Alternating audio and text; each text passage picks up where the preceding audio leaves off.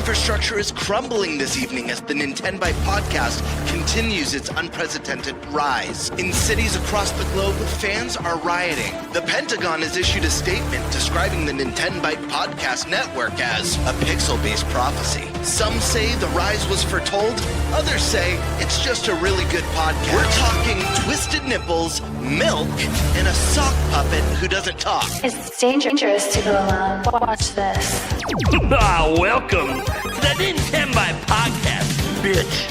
That's right, ladies and gentlemen, you're watching the greatest Nintendo podcast ever! Yeah! Is that a Joy-Con in your pants, or are you just happy to see us?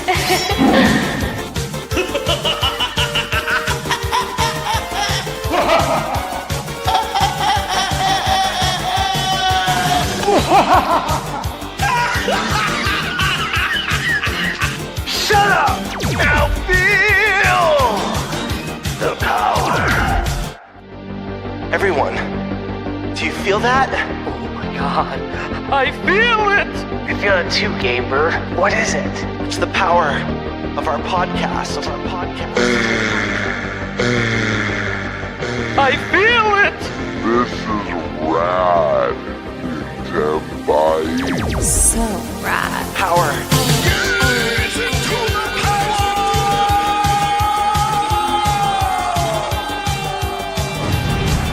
Now bask in their glory. I'm Nintendo Prime. Oh baby.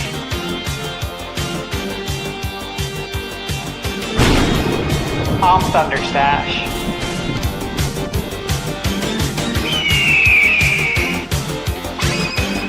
I'm Gamebird Classic.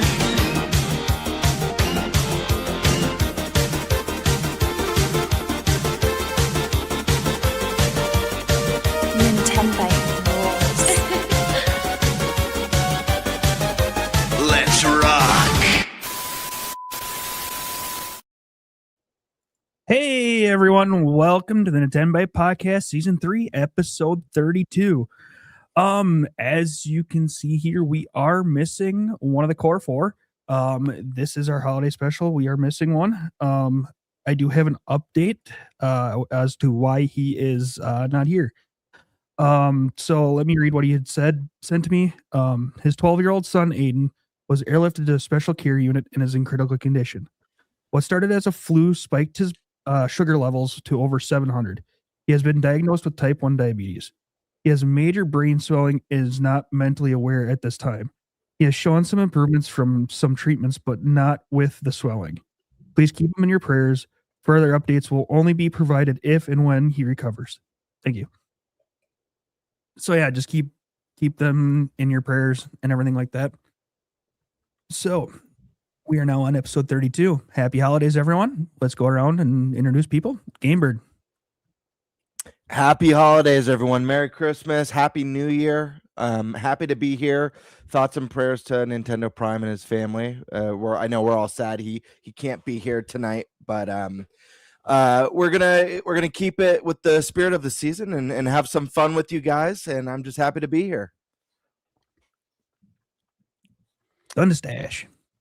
Good evening, everyone. Happy to be here. Yes, Merry Christmas. I wish you Happy New Year next week, assuming that you're here next week on the 30th. Yeah, thoughts and prayers, of course, to Nate and his entire family, his son. Been in my prayers ever since I heard about it on Sunday. So with that said, Eric, pass it on to you, brother. Yeah. So for those that don't know me, I'm Eric Moore, and yeah, I am the Spice Lord / sock puppet. Spit it out. Yeah, right. I got lint in my mouth. All right. Well, I think we've all kind of decided that we're just going to skip over our normal topic roulette, and we'll just kind of jump into the topics. Stashman, do you want to go ahead and just lead the topics? Absolutely. Okay, guys. So, as we know, or as we hope, and I'm sure a lot of people out there are hoping, right, that they get a Nintendo Switch 2 for Christmas. I'm sure we all have a lot of great memories, which we could probably talk about later. of Nintendo and Christmas, whether it's getting a new console, getting video games, a big flagship title, whatever it may be. So, with that said, since so many people will be getting a new Switch 2, we want to give our top 10 Switch 2 games that we recommend to new Switch 2 owners. That will be our first topic of the evening. And Gamer, do you want to kick us off? Yeah, I'm still working on my list a little bit, but let me kick it off, and then I can add to. I have a very busy Yeah, day get a few today, in there. guys. Do some. I did some overtime, so I've been kind of jumbling this list together. But I do have some picks to start off with. The first one I'm going to mention today is it's kind of cheating, because the topic is best Switch 2 games. If we're going to recommend some games to you guys are getting one under the tree. You need some stuff to pick out. What experiences that are only on Switch 2 should you get? I'm cheating with this first one because technically this is a game that exists on the Switch 1. However, it has been my favorite Switch 2 experience to date, and you can't play it in the same way that you can on Switch 1. And that, ladies and gentlemen, is Metroid Prime 4. This is a game that runs beautiful 4K 60. You've got your 120 frames mode, and you got mouse mode. You literally have all the ways to play, all the best ways to play. The game's beautiful, gorgeous. It's Metroid Prime through and through, and the game just rocks. It has great bosses. It's been a kind of a divisive entry in the series, but I think ultimately, if you've ever played any game from the Prime series and enjoyed it, you're gonna enjoy this game. So that's what I'm leading off with. My next one, probably my number 2, is Donkey Kong Bonanza. Obviously nominated for Game of the Year this year. They brought Donkey Kong back to 3D. They reinvented the wheel with this one, giving you full control of DK in a 3D open world, destructible environments, puzzles, shrine-like activities, all that good stuff, with an ending that's so wonderfully sweet, and it makes me feel nostalgia and joy in the same way that I did when I reached the finale of Mario Odyssey. Just a really special game, incredible music too. So that one is a big one for me. Mario Kart World, guys. This game's fantastic. It was snubbed and robbed of best soundtrack nomination, and probably the game with the best soundtrack. Easy snub, but the game's just fantastic. And it's an unfinished game because we know there's going to be DLC. We know they're going to be adding brand new world. It's not going to be Mario Kart World in 8 years. It's going to be Mario Kart Worlds. And we're probably going to get that DK land, and we'll probably see Hyrule and really cool original worlds and tracks by the end of this game, by its completion. But this is a game that's also, since its launch, has come out with multiple patches, just better refining and enhancing the experience. This is a great one. If you have friends that you like to game with, if you have a big family, I couldn't recommend this one enough. Just a great game. Age of Imprisonment. This is probably my second favorite game on Switch 2 right now. Zelda's obviously my favorite series of all time. It's the best Zelda's ever looked. The combat's incredible. Great music, just a great time. And regardless of what your favorite Hyrule Warriors game is, I think as far as objectively the best entry they've done, I think this is objectively their best entry. I still have a soft spot for the OG one that kind of is a love letter to the whole series, but Age of Imprisonment is phenomenal, and just a lot of fun. Now we got some third-party stuff that, these are games you could play elsewhere, but if Switch 2 is your only platform, or if you're upgrading from Switch 1 to Switch 2, I highly recommend these. Cyberpunk. This is a first on a Nintendo console. The game's stunning. Again, like Metroid, this is a game that offers mouse mode functionality. So that's a huge plus right there. One of the games that a lot of people felt was like, oh, this is the impossible port, and it looks and runs great. Another one, this was a very, very special one to me, and anyone who owns a Switch 2 and doesn't have this game, I don't know what you're doing with yourself. Get to the store and buy it now. I'm talking Yakuza 0. director's cut too, which is a first on the Switch 2, which adds, I believe it's 30 minutes of additional cutscenes and story, as well as an online beat 'em up kind of what do you call that kind of it's like a survival. I think that's what you call it, like a horde mode type of online multiplayer. Really cool. Even taking away the extras, which the extras rock, but taking away all that stuff, this is easily one of my favorite series of all time. You know, I put it in my top 10 series of all time. We've already got Zero. We've got the first game. Second game's coming if it's not already there yet. And then they're doing the third one as a Kiwami for the first time. Guys, we're going to get the whole series on Switch too, I guarantee you. And you're going to have a huge library of some of the most kick-ass games and wild storytelling you've ever experienced. So definitely Yakuza 0 Director's Cut.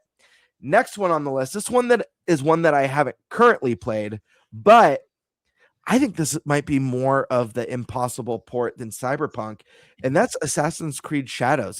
This game is a technical showcase, and the port's incredibly well done and has had its praises sung for Switch 2. So that's one that I definitely highly recommend. That's 7 of my 10 picks. I need to brainstorm a little bit on the 3 because I'm late to this. Oh, snap. Someone's got the eggnog. This is the special candy cane one that I told you guys I had to be very disciplined to not open this. Oh my god. Yeah. That looks bomb. Yes, I am excited. Kind of completely forgot about the eggnog. Yep. With everything that was going on. So Yep. I don't blame you.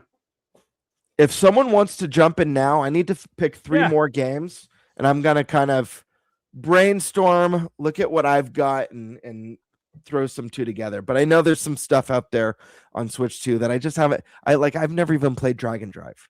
You know, some people might say screw that game, but I've never played it, and I know some people really like it. But whoever wants to jump in and start going through their list, take it away. Eric, you want me to go? Or No, you I want can to go. I can go All right. quick. I only have like 3 or 4 games because I don't play a whole lot. So, no particular order. Mario Kart World, I got it right away in the Switch 2 bundle. That was the first game I played on Switch 2. It was definitely fun. Going through each individual level, trying to beat 3-star everything, including the knockout tours. Those are fun. I haven't really tried it much since they've fully updated it. Well, I guess quote unquote fully updated. The newest update, I haven't played it yet. But yeah, no, it's kind of been sitting back burner since then, but it was fun when I played it. Donkey Kong Bonanza, definitely I'm about halfway through that. I've been having a lot of fun with it. Yeah. And it's just crazy how destructible the world is and the different the feel of kind of an old classic Rare game in a way. Yeah, totally. So if that's kind of your thing, I definitely highly recommend it. The game that has been taking up the most of my time right now is Age of Imprisonment.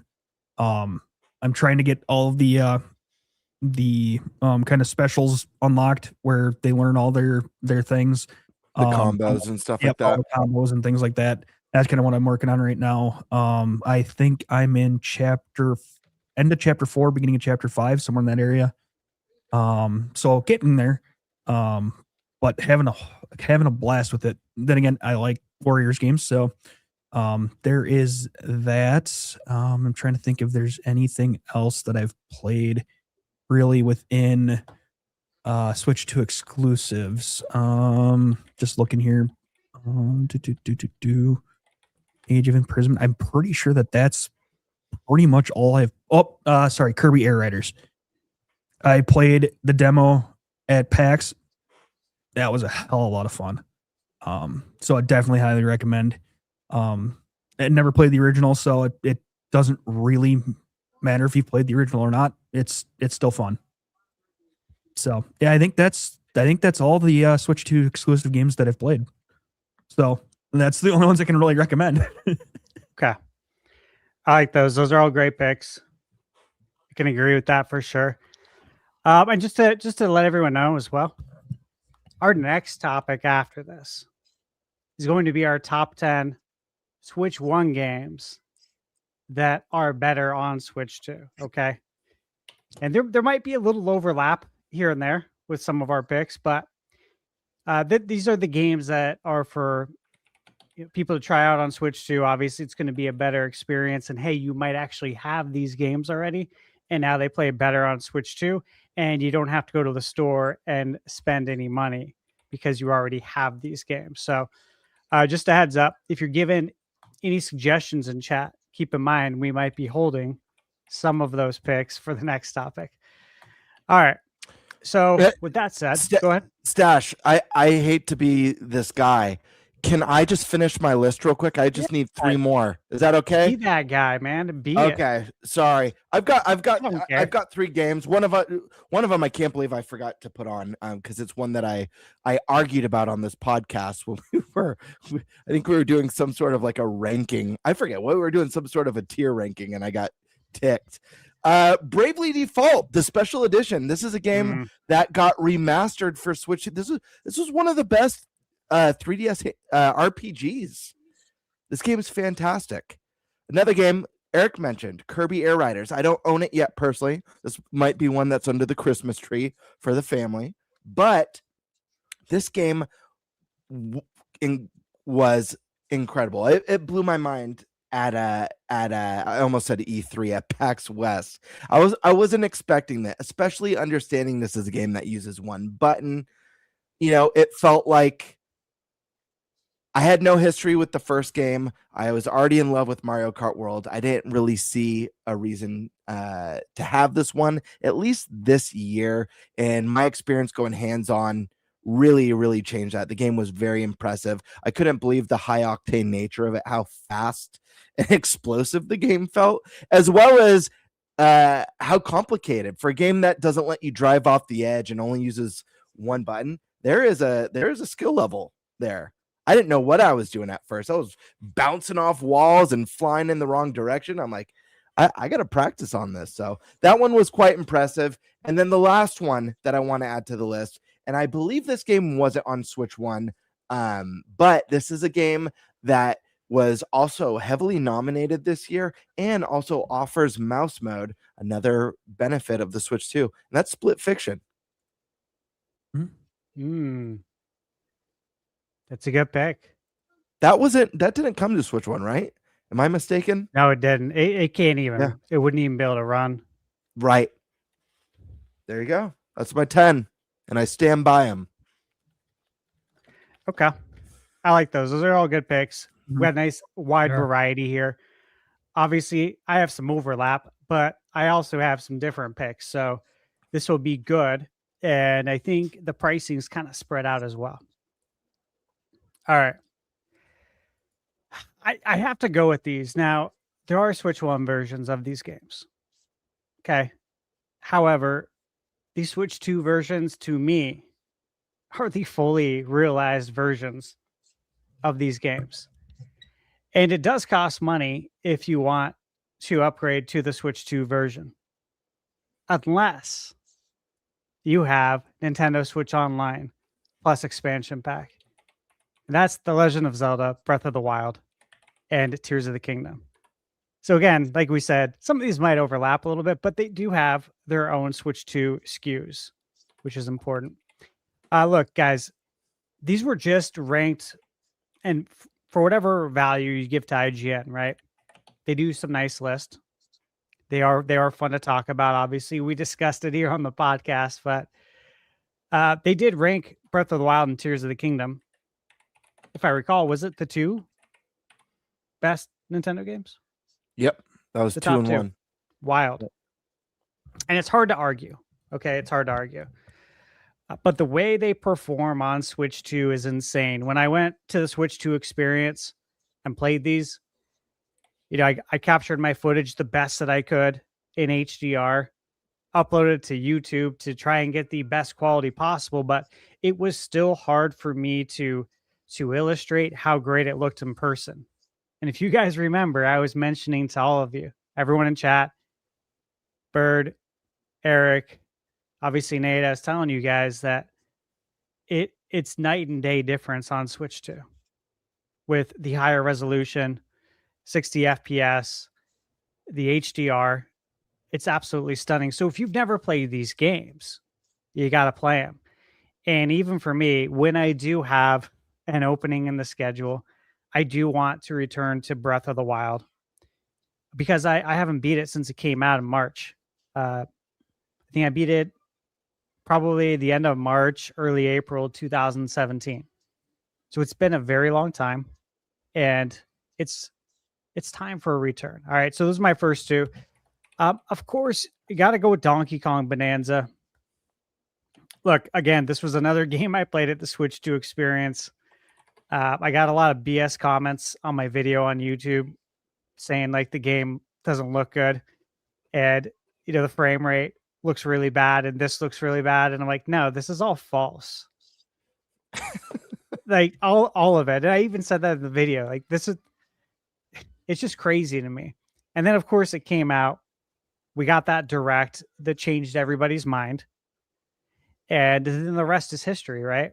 Now we're just waiting to see how many units it sold when the sales report comes out for early next year. Yeah, to see what the Q4 results are, which will be interesting. But yeah, if you're a new Switch 2 owner, you got to get Bonanza. And again, Mario Kart World. Look, there's been a lot of discourse with a lot of Nintendo games, other video games too on other consoles, right? For example, earlier this year, I got 80 hours through on Assassin's Creed Shadows. Okay, I decided to hold, and I announced that on the podcast that I am holding on my review, and this was back in March because I believe it's coming to Switch 2, and I want to play the rest of it there, which is what I'm doing. Almost done. The review will be out soon for that. But that game got a lot of bad press for a variety of reasons. However, gameplay should never have been one of them because I've had a great time playing this game. There may have been some decisions that people don't agree with, and I probably agree with you on that. But as far as, hey, man, is this fun? The reason we play video games, right? The fun factor. Is this a good time? Was this time well spent? Okay. It does numbers there, to say the least, okay? Mario Kart World is similar in that it's gotten a lot of noise. And there's a lot of kind of chronic complaining going on around it. I don't agree with it. And at the same time, there's a big thing that we've talked about a ton on this podcast, but this is not the final version of the game. To try and compare base Mario Kart World to Mario Kart 8 Deluxe with 96 tracks, it's illogical. Why would Nintendo release Mario Kart World right now to be better than Mario Kart 8 Deluxe?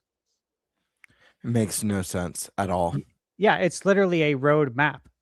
It's an evergreen roadmap. This is how you continue to get people to buy it.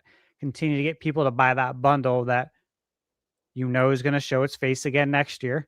It's tradition. This is what Nintendo does.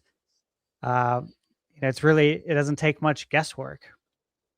So outside of that, though, I've had a great time with Mario Kart World for what it is. I've heard the complaints. I understand them. And I can see what you're saying. However, look, it's not that serious, man. It's just not that serious. It's just begun. It's like you said, people are comparing it to the end of the roadmap for Mario Kart 8 Deluxe. People aren't comparing it to how Mario Kart 8 launched on Wii U. They're not. And it would be the equivalent today if we get a brand new Smash Brothers. And I think the safest and smartest assumption is that there's going to be some sort of reimagining of the series. There's going to be a new take. Yeah. At the very least, it's not going to launch with not just the amount of characters and content that Ultimate had, but especially not what it had by the end of its entire roadmap. That's insane. Yeah, There's going to exactly. be a roadmap. It's going to build out into a more dense experience with time. A good comparison that some of the numbers just came out. I think of earlier this week or maybe at the end of business last week. And that was about Gran Turismo 7 or 8. And they've never had this many players this late into the release. Like this many active players. And it's because they had a roadmap and they followed it.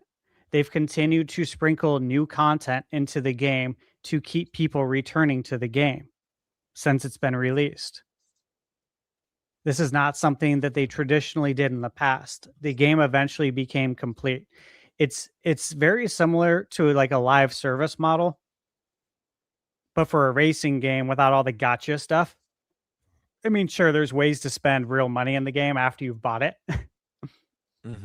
A lot of games are doing that these days, but that's not it's not the model, so to speak. It's not the real game plan. Sure, they want you to spend more money, but the idea is to sprinkle out content throughout the entire term of the PlayStation 5 and give people a reason who bought the game or who bought PlayStation 4 3 or 4 years into the cycle, or PlayStation 5, I'm sorry, 3 or 4 years into the cycle to go out and buy Gran Turismo. Because it still feels like a new game. Because in a sense, it is a new game because they're still updating it constantly. That's what Mario Kart World will do. Okay, so I don't think any does anyone think this is not going to happen? That we're not going to get new racers and new tracks and new stuff?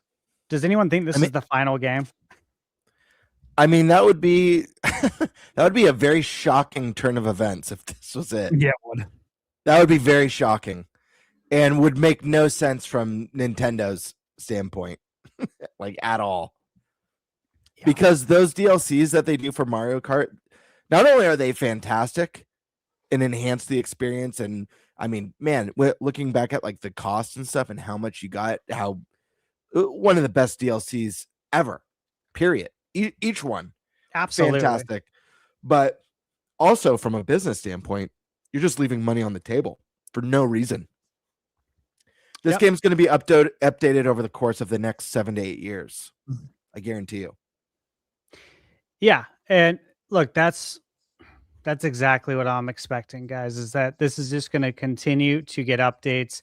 And look, mentioned it several times on the podcast. That is what I expect. We talked about this prior to the Switch 2 even being out. Like probably 9 to 12 months before it even released that this is the game plan. It's what makes sense. So this is fully what I expect. Also, guys, one of the best soundtracks ever. Oh, easily. Dude, like how many people said after they played it, where can I buy this? Or is this on Nintendo Music? Why is it not on Nintendo Music? Like, I would listen to this. You know what I mean? Like, this is something you would buy the album for. Sorry, random thought before I forget. We're talking about music. Has anyone been on the Nintendo Online app on not on the phone, on Switch 2? There's like the Nintendo Online app. There's Christmas music and a Christmas themed. Yes, dude. I know. And it's awesome. So what were you thinking? Because when I saw that, like Michaela looked up and she saw, the background all Christmassy and then the music, like when I was tabbing through, makes the little jingle. And she's like, how do you get this on like your Switch 2? Like, is this on the home screen? I'm like, no, it's not. I said, that's what we want though. This is what we've talked about on the podcast. I feel like they're teasing us, babe. Like they're setting the table. They're getting us thinking about it. They're planting the seed. What do you think though? You got to hope they're planting the seed. And it's like last week, we all talked about ways we thought that, NSO could be enhanced, but, some of that even included just enhancing the Switch 2 experience, talking about trophies. Obviously, we all agree that shouldn't be behind a paywall, but this is one of those things. This is that Nintendo charm that we've all grown up with, that we all love. Yeah, it was weird. I was so excited when I pulled that page up, and I was like, I love this so much. Wasn't just the music; they themed the whole page. It's like looks like Christmas wrapping paper. Yeah, it's so good. Really cool. And it's like, man, you'd love to see this on the eShop at the very least. Yeah. Part of me would like, and give the option to turn it off on your home screen. But man, if you could turn on like seasonal jingles on your home screen, it's like you said last week, man. Sometimes you just maybe you stay in that menu a little bit longer, and that's what happened with me. Yeah, I went you to see shop what a the little new. bit longer. I'm a weirdo. I always check for like the new avatars, that they offer, the new icons that you could choose with your points. And so I popped in the music. I was like, yeah, I think I'll leave this on for a little bit. And yeah, I had to mention that when you're talking about music, because I was like, we were just talking about this sort of stuff last week. Yeah, like Michaela and I went to Walmart over the weekend to go pick up a couple Christmas gifts for my godson. And guys, we walk in and I don't notice the music when it's on at Walmart. I don't even know what they play. I don't know if they're playing 70s, 80s, 90s, modern stuff. I have no idea. And if it's modern, I don't know it. I don't know anything past really, truly the 90s. I'm like not exaggerating. So I wouldn't even know it. Right. However, we went in and there was no music playing. And all I heard is the big like forklift dollies. Yeah. Dude, it was like surround sound, but coming like everyone's like walking towards me with one, and I can hear it coming faster behind me. And I'm like telling Michaela, hey, we gotta move out of the way. Like it's coming for you. You know what I mean? And then it's coming from this way. And it just started like it was like radiating. And I'm just like, Yeah. oh my God, we need to get the F out of here. Let's hurry up and get this stuff because like this is a really bad experience, like as far as shopping goes, but it made me think of the eShop, right? It's like, hey, if I go into the eShop and there's some nice music playing, like music as good as Mario Kart World, something like that, or like obviously the Wii music, I might stick around and spend some more money, right? I might shop for a little bit longer. But because that was so annoying, I didn't even go to the video game section to do, my quick walkthrough like I've been doing for the last 30 plus years, right? I didn't even do that because I'm like, I got to get out of here. This is really bad. So, little tangent there, but all right. Next one. I have two from this company. I'm going to hold on them for a second, only because Attack the Backlog jumped in with a $2 super chat in my chat. And look, I'll get it here. Give me 2 seconds. I had this on my list. I had this on my list, brother. So Kronos, I'll just say it now. Yes, it's on my list. Absolutely. Love this game. I am working on my review on it. It's once again another game that I'm chipping away at. I have so many that I'm working on for review. So yeah, Kronos, guys, have you played this? I haven't. This one's on the gotta play list. Yes, you'll love it. I think especially you guys, you would really like it. In fact, I think I even jumped into a couple. If ATB is still in the chat, I think I jumped in while I was working into a couple of his Chrono streams because I know he was streaming it, and I think I was watching on and off while I was, chipping away at work. But the game looked really cool. Yeah, absolutely, it's awesome. Dead Space vibes, 80s, Stranger Things a little bit. It is very cool. It is a very cool game from what I've played so far. And then, of course, I did jump in to Attack the Backlogs chat and watch that. So, yeah, that I got two here from Ubisoft.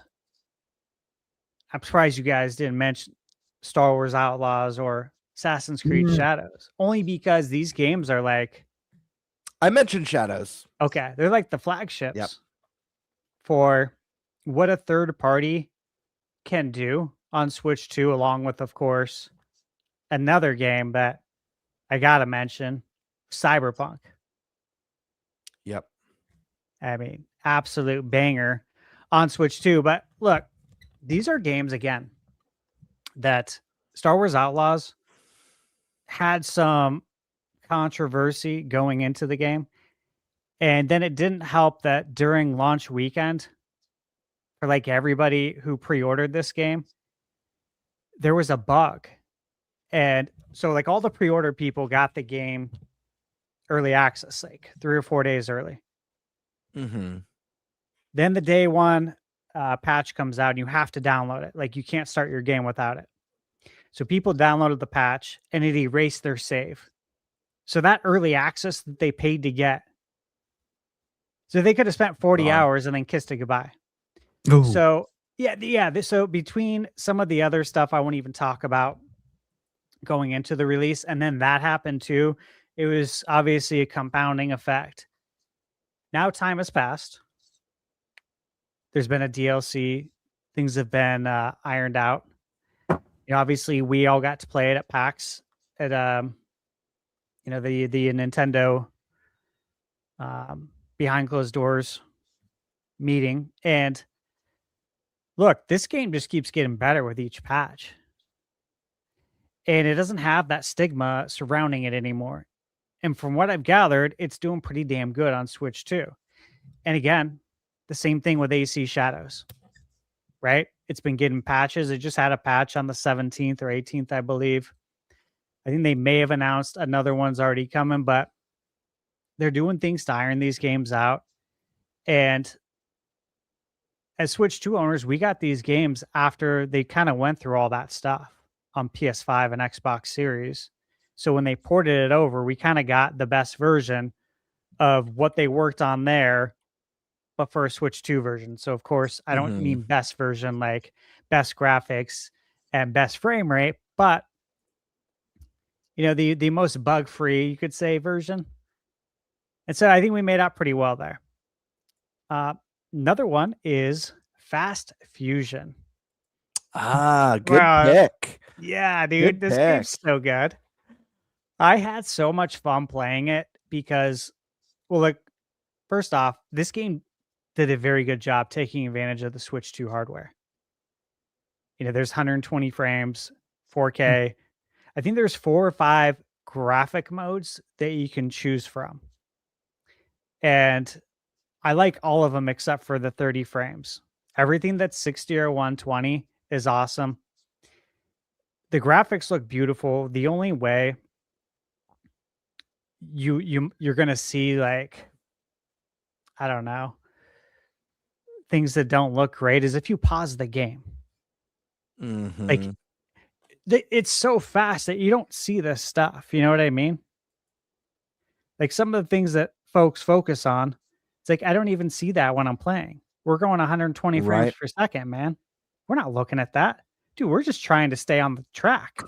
We're trying to get first right now, man. That's it. I'm not looking at the trees over here.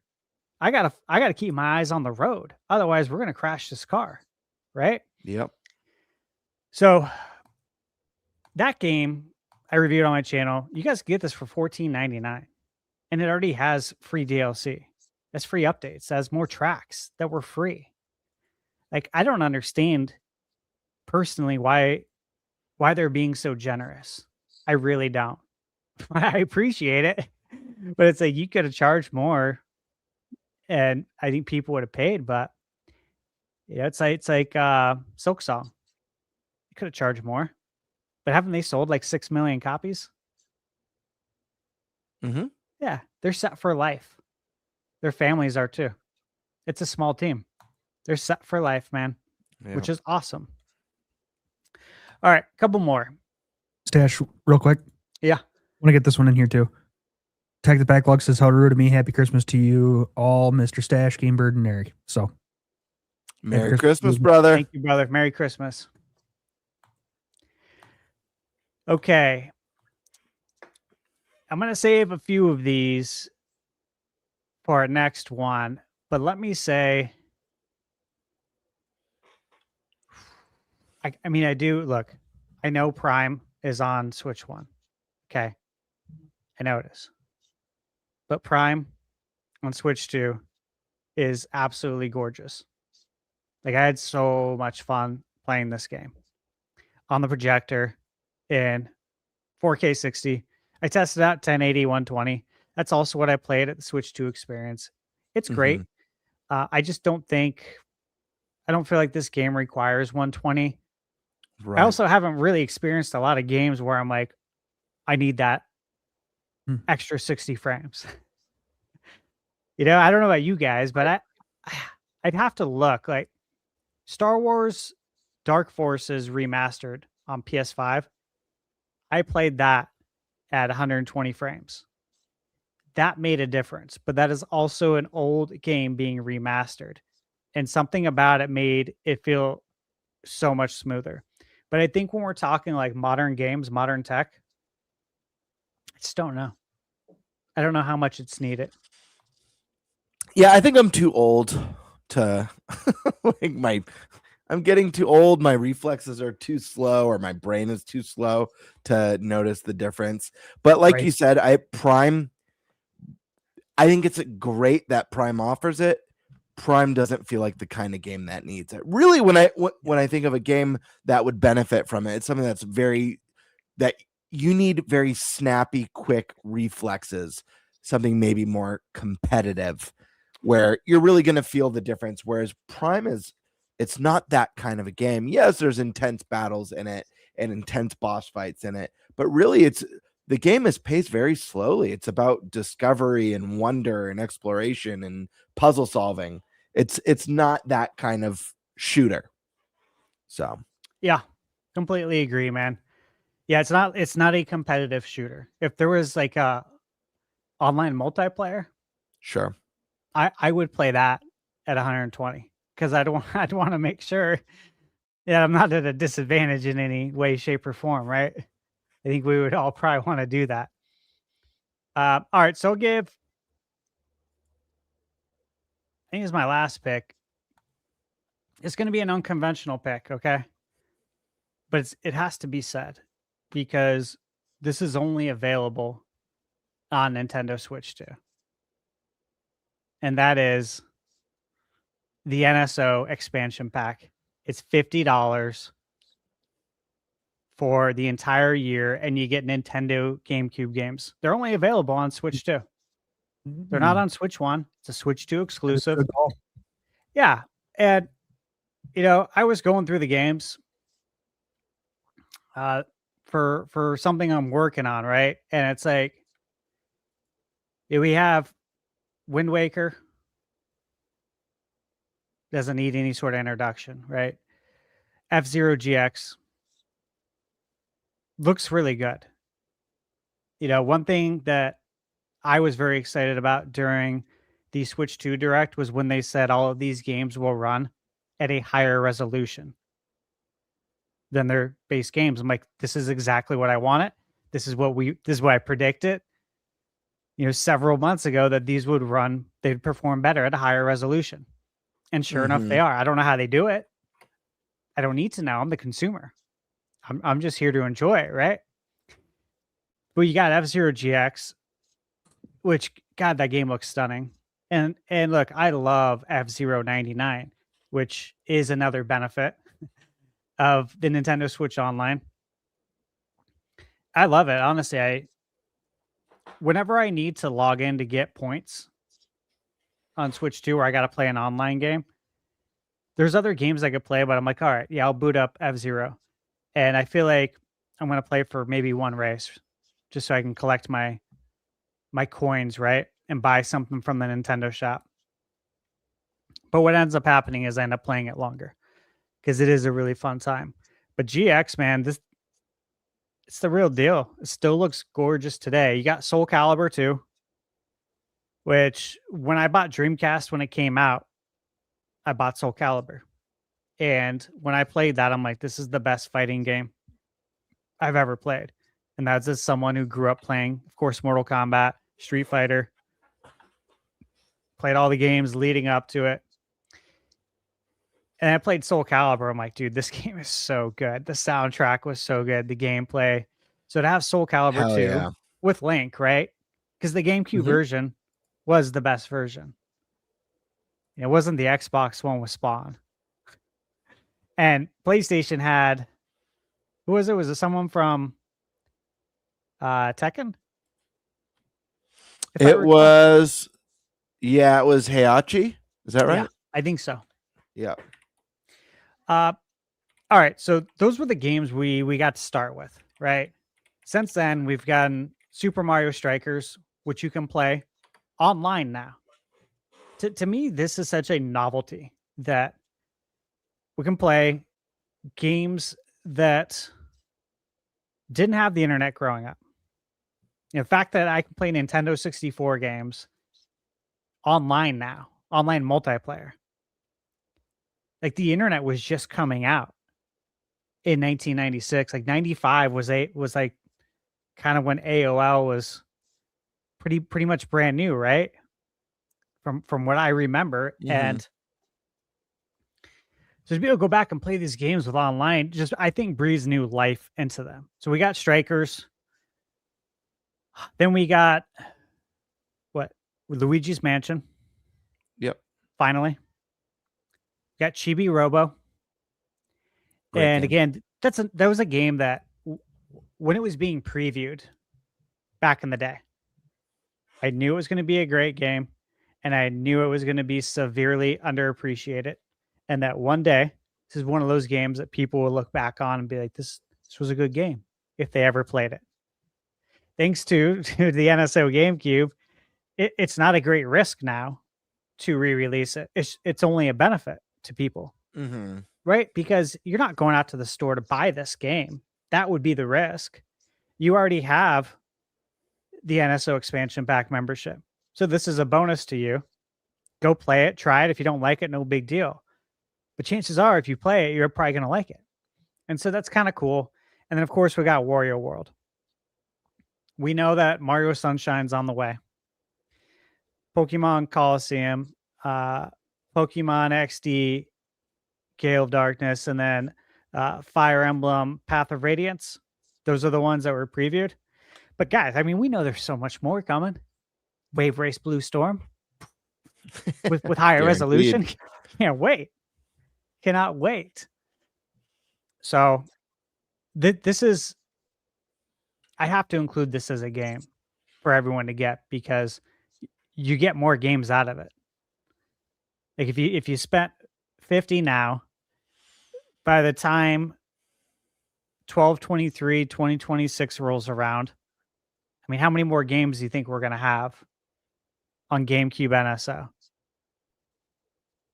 I'd say, I don't know, probably 8 to 10 more games. Sure. That sounds about right. Yeah. Yeah. So it's the gift that keeps giving. It's a great investment. You invest now and you get more games later. Kind of a win-win. Not to mention you get all the other games too. You get N64, you get SNES, you get Sega Genesis, Game Boy Advance, Game Boy Color, NES, and a lot of them now have online multiplayer. Like I was researching this. We could play Tecmo Bowl on the NSO multiplayer. So with online, which again is nuts to play an NES game online, and you can play it with game chat. This is pretty cool, dude. Because that was such a great couch co-op experience growing up, was playing Tecmo Bowl. And it's one of those games that even if you don't like football, you can pick it up and play, just like NBA Jam. Even if you don't like basketball, you can pick up, play, and enjoy Jam. Tecmo Bowl is the same way. So I was thinking about it. I'm like, dude, we need to get down on some Tecmo Bowl. Because it's so easy. Turn the camera on. That would be fun. That would be fun. All right. I saved my other picks for the next topic. Okay. Do we want to go into our kind of our Awesome. topic? Yeah. I'll pull up an image for it. Give me 1 second. Because I think this is a fun one. Let me grab it really quick. Here we go. All right. Yeah, I want to pull up this tweet just because we got a little interesting excerpt, and I think we could have a little bit of fun speculating. Since we're talking about Switch 2 exclusives, and Stealth posted on Twitter just the other day, Bloober Team CEO Piotr Babieno says Nintendo's exclusive Project M is a vision that could only exist on Nintendo hardware. Quote, "You have no idea how hard it is for me not to reveal what Project M truly is, but for now, it's still too early to talk about it. We're confident that we'll be able to share the first details very soon.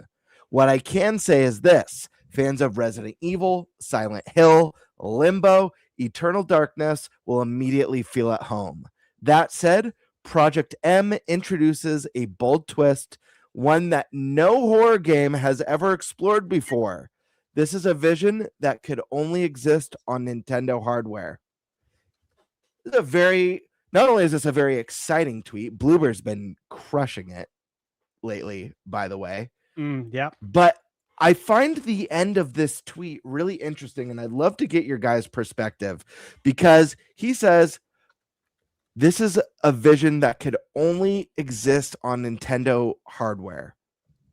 And he previously says one that no horror game has ever explored before. My mind went to one thing with this. So I'm just curious your guys' thoughts before I jump over. I know he name drops Eternal Darkness, but my mind went to, is this an Eternal Darkness remake?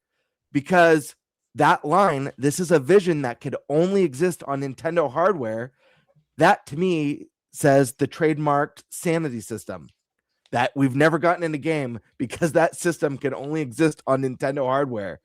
Or is it a remake, or is it a new vision that uses the sanity system? Is this a successor?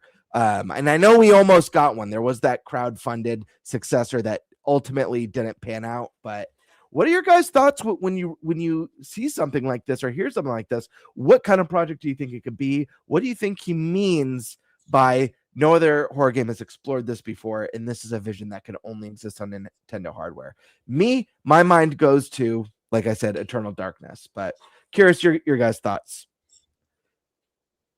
Free for all, whoever wants to jump in. I'll just jump in real quick. The part that gets me is could only exist on Nintendo hardware. So what the hell does that mean? Does it mean that like there's going to be some sort of docking and undocking that you have to do, during the game or something like that? Because I mean, what else is there that would stand out? Go ahead. Yeah. That's why I was thinking maybe something to do with Eternal Darkness, because there's a mechanic in the game called the sanity system where your character actually starts going crazy, and it really adds to the immersion and vibe of that game in a way that makes it super unique. But that mechanic's been trademarked, so no other games used it before. It's just been locked away with an old GameCube game. So that's why I was thinking that. I was like, locked to like only exist on, that sounds like Eternal Darkness. But yeah, I mean, they could come up with some weird use of the hardware that we've never seen before. Yeah, because that's the part that sticks out to me the most is what do they mean by that? Because I mean, you look at the Xbox, you look at the PS5, those are just under desks, or under TV consoles. The big difference between them and the Switch 2 is that it's that you can dock and undock things. So is there some sort of mechanic that you got to be sitting next to your dock, which is going to be interesting, but you never know. It's interesting. Or something with the mouse. I don't know what they could do with the mouse to make it interesting, considering we get horror games on PC. But Stash Man, did you have any thoughts? Did your mind go to Eternal Darkness like mine on this? Because right away, even though, like I said, even though he name drops, fans of it will appreciate it. I don't think that rules out the possibility that it's adjacent or related. Yeah. Okay. So the first thing I thought was this would have to be something hardware specific to Nintendo Switch 2, like something you can only do here. When I saw them mention Eternal Darkness, I'm like, okay, well, it's not that, because they wouldn't name drop it. Sure. because then it wouldn't be a surprise. And then they say that no horror game has ever explored it. So it's not the Sure. sanity system. Could it utilize things from the sanity system? Sure. However, with the statement this bold, I feel like it wouldn't resemble it at all, because if it did, Sure. everyone would be like, oh, this is just copying the sanity system. Sure. Right? That's how the internet Sure. would react. So I was like, okay, what on the Nintendo Switch 2 hardware could make this unique? What is unique, right? You think about things. PS5, they have a camera. It's not a camera. Obviously, the DualSense has the features that it does. Switch 2 has the HD Rumble 2. Similar. It's not that. So, what could it be that we're not thinking of? Is it something with the mouse Joy-Con? That is something that is exclusive to Switch 2. What if random thought that just came to my mind again? This would be something. This would be a vision that could only exist on Nintendo hardware. What if it's some sort of they're working with a Nintendo IP? Yeah. What if it's some sort of a crossover or some sort of, I know we have horror like Luigi's Mansion. A vision that could only exist on Nintendo hardware would be utilizing Nintendo characters or worlds. Do we think that's out of the realm of possibility? I'm just trying to think a little bit outside the box of what that means. What could the M stand for? Sure. I mean, it's not Mario. That would be insane. A horror Mario. Yeah. But it's like what IP? I mean, obviously I'd love to see Eternal Darkness, right? Like that's what I would love to see. I don't think it's that, because he mentioned it. But what could even it a be? sequel though? Because Eternal Darkness could rule out could a be a remake. sequel. It's not a remake. But a sequel could introduce some sort of system that never existed. Well, if you think about it, yeah. What if like Bloober Team's done a very good job? Yeah. They've done a really good job. Yeah. Done a really good job. Yeah. What if they approached Nintendo or Nintendo approached them because there was interest from one of the parties about Eternal Darkness? We are seeing more horror games on Switch 2 already, but on Nintendo consoles in general. Obviously, we had Emio, which is sort of, there's some elements to it, right? I mean, when we went over its ESRB rating, it's pretty dark. But that's what I gotta ask. I think they see an opportunity on Nintendo to bring more horror games. Resident Evil's done well. So ATB is saying for us to check out the teaser. Eric, would you be able to pull that up for us? So ATB's, he's in my chat right now. He's saying, dude, I'm editing a video on it now, and I think it's Nintendo IP. Check out the teaser, dude. I think it's got gameplay hints. If we could pull that up, that would be awesome. Project Dub. Yeah, I see that. Sweet. Give me 2 seconds here. Hell yeah. Thank you, ATB. Appreciate the suggestion on that one. Thank you, ATB. Let's go grab that. But I love this sort of stuff. Like even when Nintendo was, and I know this isn't a Nintendo tease, this is from Bloober themselves, but when companies do these little things where they give you just enough of a morsel to get the juices flowing and all the weird thoughts. When Nintendo did its weird Emio kind of like PR stuff before we knew what it was, that shit was so cool. Yeah, they did a good job on that. I completely forgot about this teaser, by the way. Play the audio or not? I wouldn't. No. Yeah, Okay. let's just play the visuals. Am I full screen? I got to see what this looks like. Sorry. No, I'm not. Okay. I will put this full screen. Yeah, I'm excited to see this. I forgot about this.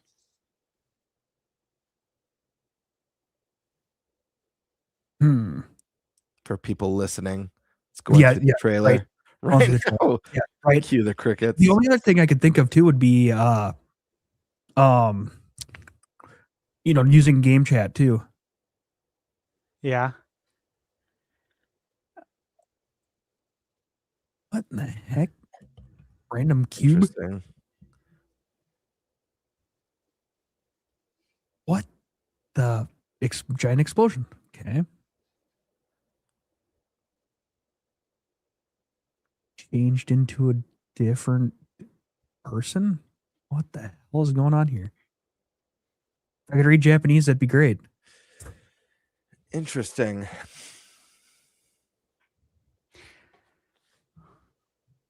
What in the... What?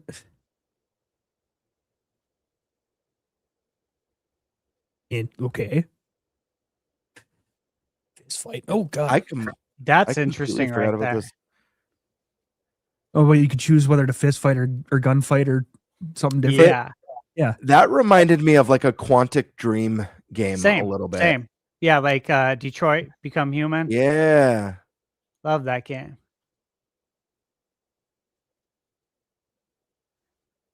Okay.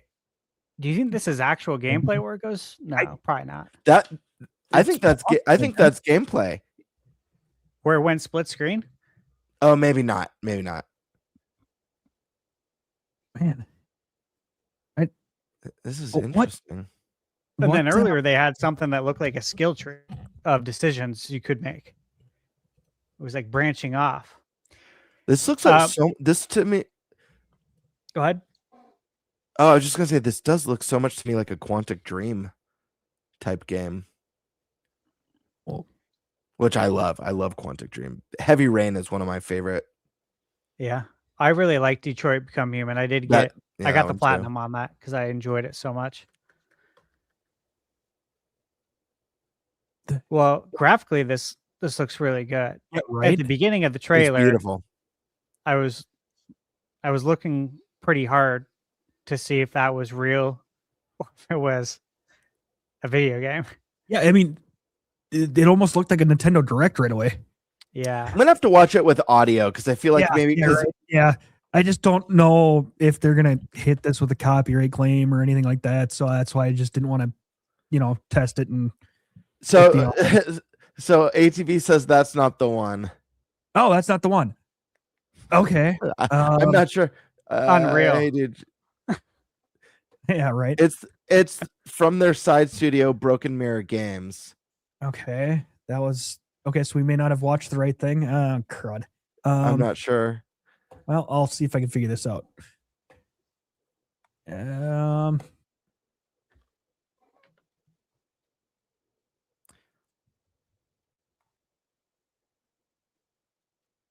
Broken Mirror Games. Too bad you can't share a link in the chat. Yeah, right. I know. ATB, go ahead and shoot Nate a Discord message with the link, and I'll pull that up.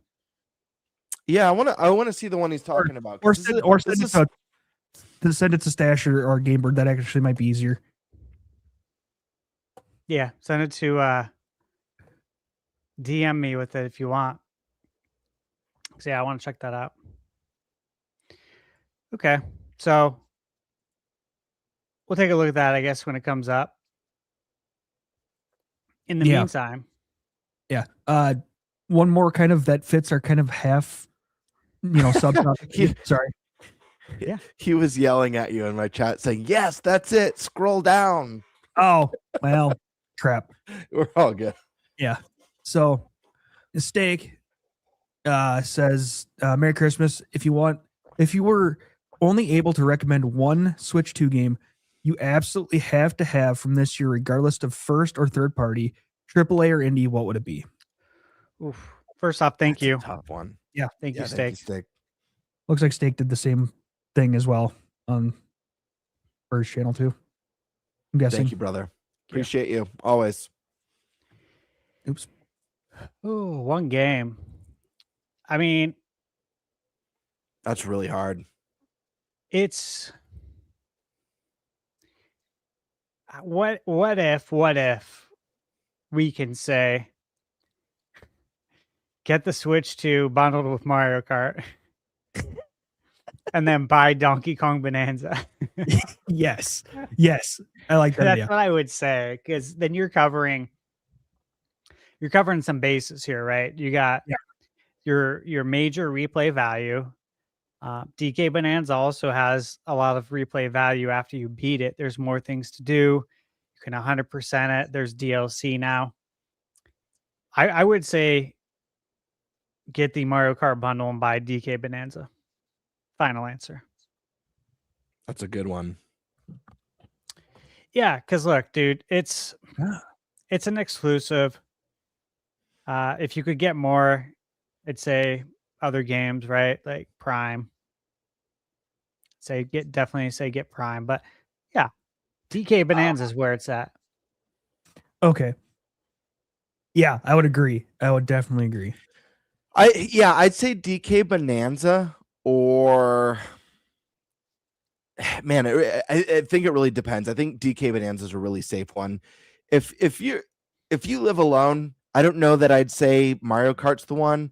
If you have a significant other, or you live with your family, or have siblings, or you have friends over all the time, Mario Kart is an easy pick.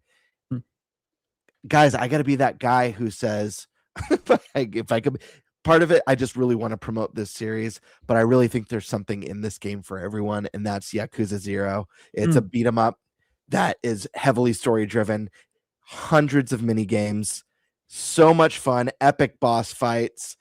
You get the director's cut with an online multiplayer component. Guys, play some Yakuza. We got to grow this series. It's exploded with the most recent entry, but spread the word. Okay. I'm gonna just throw this one up here too, because Steak then coming over here. Tall show, we hit the streak. Hell yeah. Merry Christmas to everyone. Prayers to Prime family. And then I'm trying to remember, was it Charles, I believe, in chat sent us the trailer, so I have that. Give me just a second here to pull it up. I sent it to you too, just because I'm on one screen in Yeah. case for whatever reason, if the link doesn't work or it's the wrong one. No, this one should be it. Perfect. So this one, no, okay, so now this is the correct one, I believe, because it's from in the Broken Mirror games. So, all right, yeah, this is way different already.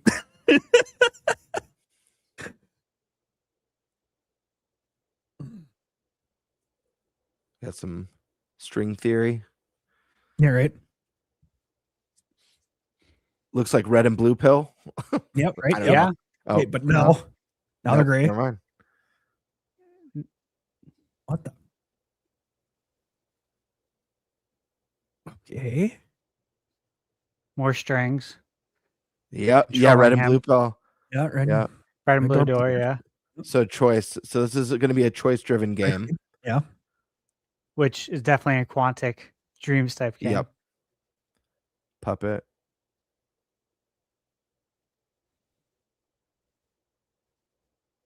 Interesting. Gino, Okay. baby. It's a Gino Oh. exclusive. Oh, a Gino crossover.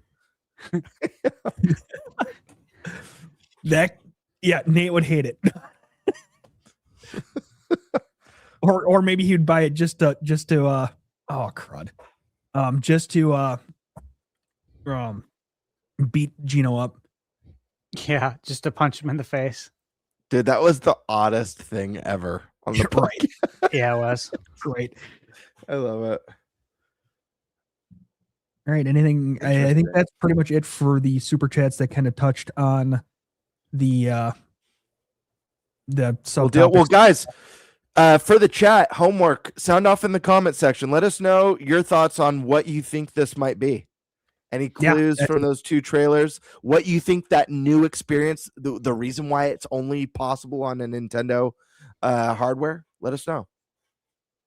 Yeah, because I don't have an inkling right now, not yet, as to what that could be. Yeah, my Eternal Darkness stuff kind of went out the window with those two trailers. But listen, I'm a dreamer, guys. Sorry, I just really want some Eternal Darkness back. I do too. Yeah, I really hope that comes to GameCube NSO. Yep. It would be a real shame if it didn't. Mm-hmm. All right. Let's jump in the next topic then. Okay. Oh, yeah. Yep. So this will be our top 10 Switch 1 games that are better on Switch 2. Now, of course, there's a lot of benefit to this. If you're patient, you can wish list these games on the eShop, which is something I do. And I can be patient because I do have quite a backlog and I have a lot of games that I have to review right now. So I'll wish list them. And then as soon as they go on sale for something that is really good, then I pull the trigger, right? So these are great because they can range in price. And obviously with Christmas here, they just started a big sale, I think, yesterday. Mm-hmm. Mm-hmm. And I think I went from like 6 or 7 games on my wish list that were on sale to 24. I was like, oh, wow, what happened? You know? And of course, there was some that were some crazy good savings. So it's a great way to build your library. Yeah, great way to build your library up and, you know, play some games that are going to perform significantly better on your Nintendo Switch 2. So with that said, I don't know about you guys. I do a lot of my eShop shopping on the app now. I actually really love the app. I do too. I got to be honest. Yeah. I do it too. It's really nice. It is. I think this might be my favorite app that Nintendo's made so far. Yeah. I like it a lot. Someone, okay. Cody WB in my chat is saying Mirror's Edge 3. Here's the thing, this is going to be a horror game, right? That's what I assumed.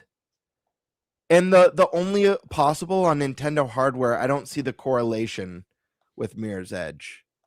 I don't either. There was no parkour in the trailer. There wasn't the first one. I guess there was a little bit. Yeah. The wrong one, but all right. Who would like to kick us off then? I could jump in again. I've got more than 10 on my list. Okay, and, good. And guys, there's just to get this out of the way, there's way more than 10 games that I recommend that run better on Switch 1. Some of them just didn't come to mind in this moment. These are just ones that, like, doing a quick think through. I think I have 13. I actually only did 13 because I was like, well, I can't leave this one out. So there's way more than this. This is just kind of a quick little overview of ones that I highly recommend right out the gate, whether or not you never got around to it on Switch 1, or maybe you started it but didn't finish it, or you want to do a second playthrough. 2 of these Stash mentions in his first list, but I got to mention them here because I think they're the pinnacle of great on Switch 1, amazing on Switch 2, and that's Tears of the Kingdom and Breath of the Wild. These games are glorious on the new hardware, buttery smooth. Any of that frame dips and stuttering is gone, and instead you have something that's more vibrant, silky smooth, and just an unbelievable experience. These, like Stash said, both of these games were rated the 2 best Nintendo games of all time, and there is no denying that the best place, period, to play these games is on Switch 2. Period. So I have to mention those. There's another Zelda game that I put on this list, though. This is a charming little Zelda experience that I love very much, but did stutter and struggle with some performance issues, and that's Link's Awakening remake. guys, this game runs fantastic on Switch 2. And if you guys are new to the Zelda series, if maybe you started with Breath of the Wild and Tears of the Kingdom and you've never played a top-down Zelda, Echoes of Wisdom is great, but Link's Awakening is actually one of my favorite Zelda games of all time. It's one of my favorite top-down Zeldas ever. It's just a really, really cool game that, similarly to Majora's Mask, kind of had a little bit of fun with the series. Like you got the Chomp Chomp from Mario in the game and a lot of quirky stuff like that in there. This is one you definitely should check out. Great bosses, wonderful diorama, toys to life type art style, and just a great time. Great music too. So highly recommend that one. Here's a 2-for-1. If you're a Pokemon fan and maybe you dipped out of Scarlet and Violet because the performance was so ass, or maybe you never got around to finishing Legends Arceus because the game is so big. Both of these games, especially Scarlet and Violet, run exponentially better. Very noticeable right out the gate. More polished. Scarlet and Violet ditches that stop motion in the classroom for silky smooth gameplay. It's not the prettiest game, but if you're going to play a Switch 1 Pokemon game on Switch 2, these two, you feel a significant jump, in my opinion. Here's one that is a no-brainer. All you got to do is watch a trailer for this game to know that this was a massive leap on Switch 2, and that's Hogwarts Legacy. This is a game that on Switch 1 was a very impressive port, but the game looked like it was smeared, like your screen was smeared with Vaseline, muddy, blurry textures. Obviously not the premium way. You play it on Switch 1 if you have no other way to play it. On Switch 2, that's not the case. It's not if you have no other way. This is actually a great place to play it. And if you want Hogwarts Legacy at home or on the go, it looks fantastic and runs fantastic. So I have to mention that one. This is one I put on the list, not for anything right now, but for what's to come and very soon. And that's Animal Crossing, guys. Animal Crossing has a massive update coming next month. This is one of the most popular games on the Switch 1. What better place than to get it on Switch 2 with some of the enhancements, but also landing with a huge content drop. So I threw this one on here. In a similar fashion, I added Mario Wonder. This is another game. This is one of the best Switch 1 games, period. One of the best platformers on the system, and it's getting a nice update next year. So if you missed that one or you never finished it, this is a great game to pick up and play. It's got additional content coming, really good stuff. Now we're going to dive into some third-party stuff. This is just stuff that I just straight up recommend on Switch 2. Diablo 3. I'm a big Diablo fan. Diablo 3, it does run better. Key thing right here. If you play Diablo 3 with friends, if you have friends who play this game, we now have built-in voice chat on the Switch 2. So you can play with your friends. You could chat, do your dungeon runs. It's a much better experience on Switch 2. I highly it's such a great game. I think in a lot of ways, Diablo 3 is actually better than Diablo 4. But a game that I can't recommend enough. 2 indie games I have to throw on here. Both of them nominees this year in multiple categories. That's Silk Song and Hades 2. These are 2 of the best indies this year. They're stunning, beautiful visuals, beautiful art style, incredible soundtracks, and they both run phenomenally, better than ever on Switch 2. You got the bigger screen when you're on the go. You got those beautiful deep blacks, beautiful colors, and 120 frames per second mode on Silk Song, which is glorious if you enjoy that sort of thing, but just a nice addition to have. I have one on here that's a very special game to me. This is a game that was snubbed in the nominations. It, in my opinion, was the second best RPG. The second best RPG last year, or this year, sorry. Trails in the Sky, first chapter. Unbelievable game. Guys, get this game on Switch 2. Support this RPG. It's amazing. They've already confirmed that Trails in the Sky Chapter 2 is coming in 2026. Really exciting stuff. And this is a series that got better and better. A lot of people who are new to this, who like praise and love first chapter, The first game isn't known as the top tier game in the series, and the game crushed. So check this one out. Let's see. Oh, here we go. Here's another one on my list. You guys love Animal Crossing. Maybe you're a little burnt out, but you want something cozy and something fun. Well, there's a game that I like even more than Animal Crossing. I think it blows it out of the water, in fact, and that's the new Fantasy Life. Guys, this game kicks ass. And not only does it kick ass, but the Switch 2 upgrade is like $1.99. They're adding new content regularly to this game. You like Animal Crossing, you get that town building, bringing in new townspeople. You've got your side quests, your main quest, your dungeon crawling, multiple classes with skill trees and leveling and all that great stuff. The crafting is made up of mini games that you do to do the crafting. It's an unbelievable game. It feels like one part Animal Crossing, one part Stardew Valley, one part Zelda. It's awesome. And I highly recommend that one. I think that's everything that I put down for this list, but this doesn't even scratch the surface. Honestly, anything that's on the Switch is better on Switch 2 at this point.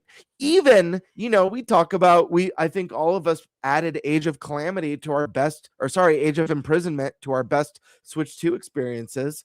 Age of Calamity is a game that actually runs better. There's been no there's no Switch 2 version. It's just a game that runs and performs better on the Switch 2 because of the added power. So Switch 1 games, they kick ass. And guess what? They're only going to be getting better because we already know games like Xenoblade Chronicles X and Paper Mario Thousand Year Door have been data mined to have enhanced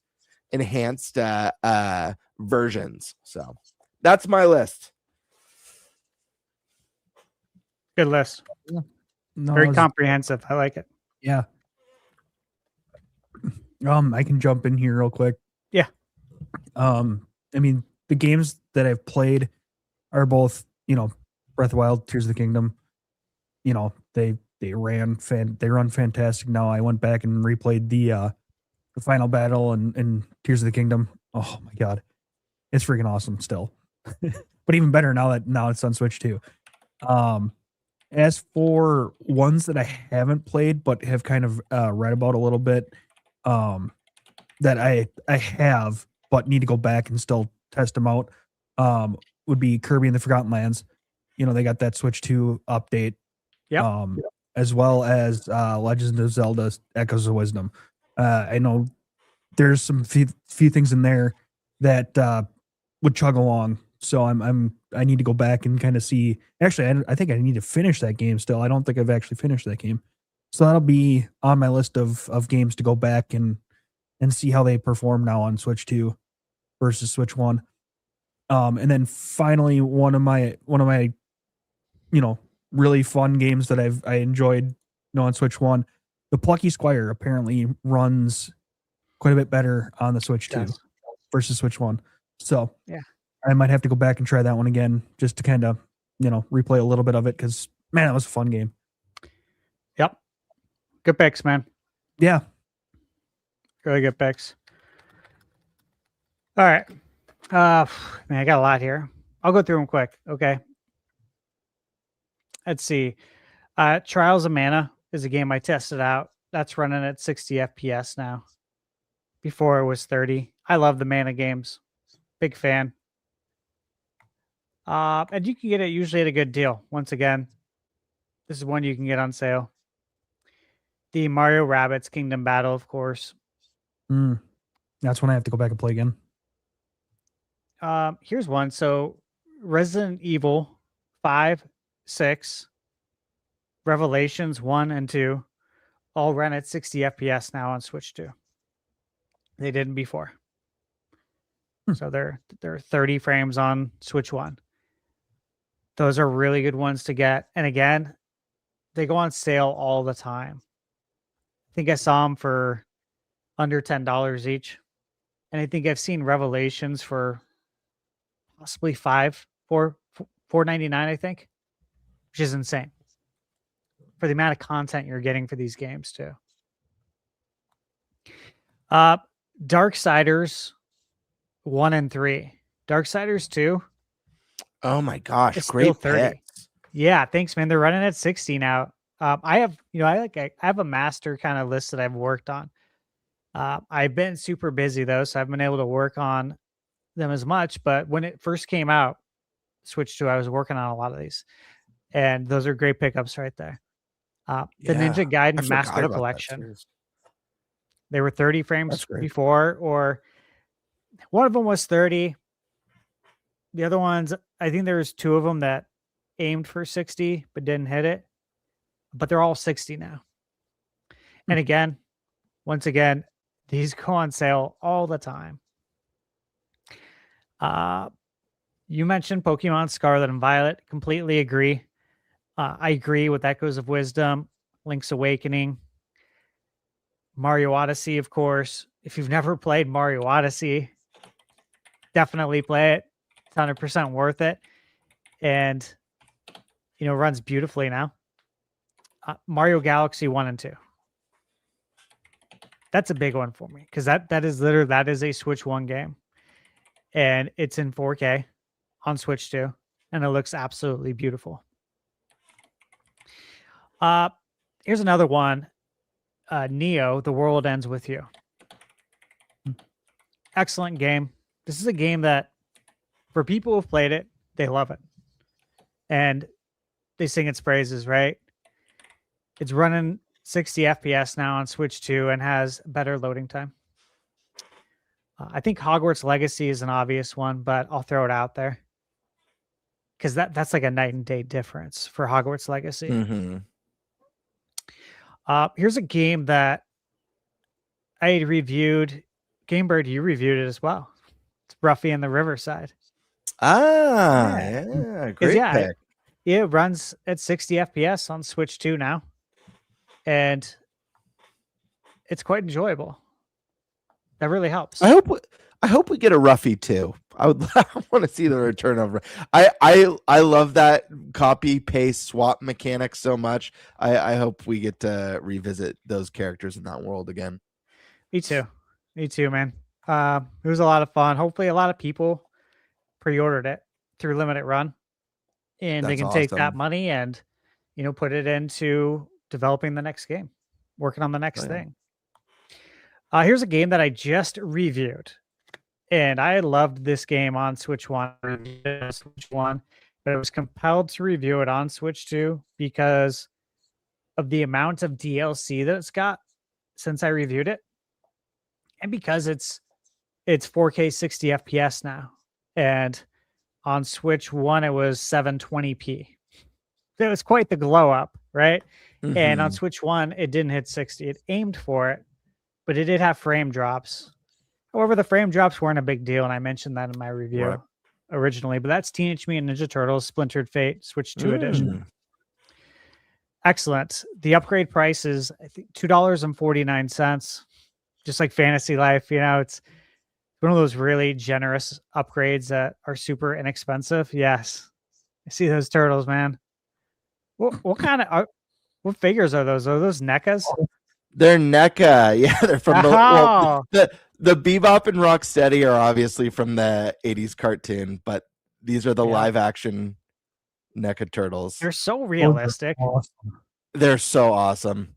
I love them so much.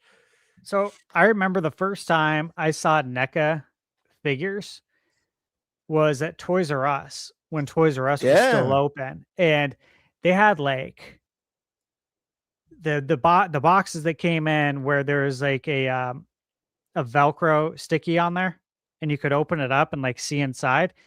They had like Contra. Oh wow! Like, they had a lot of different like video game ones. Like, oh, this is crazy. Like, these look really good. Ever since then, respect. Just like first four figures. Yep, such high quality work. Yeah, no, they do great figures. Unfortunately, NECA, I don't know if it's still a problem. When I got the turtle, like, dude, I was on the hunt. Scalpers, man, there's a huge scalping problem with even NECA figures. It's wild, especially with the turtle stuff. People would like, because like each figure, they are expensive figures. They're like 30 a piece, 35 a piece. But people would buy them up and then they resell on eBay for like 150 a Oh, piece. yeah. I Is what they believe it. do. It's wild, but yeah. Classic. Here's one. This is another one I'm working on for review. Red Dead Redemption 2. Hell yeah.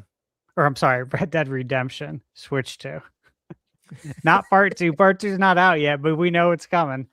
We know it's coming. But yeah, Red Dead Redemption on Switch 2. I love this game. Yeah, I beat it back in the day. Beat it on my 360 before I got the old red ring of death. I had to put her down and bury the 360. But man, that game was special. I think Red Dead Redemption is my favorite Rockstar game of all time. The first one.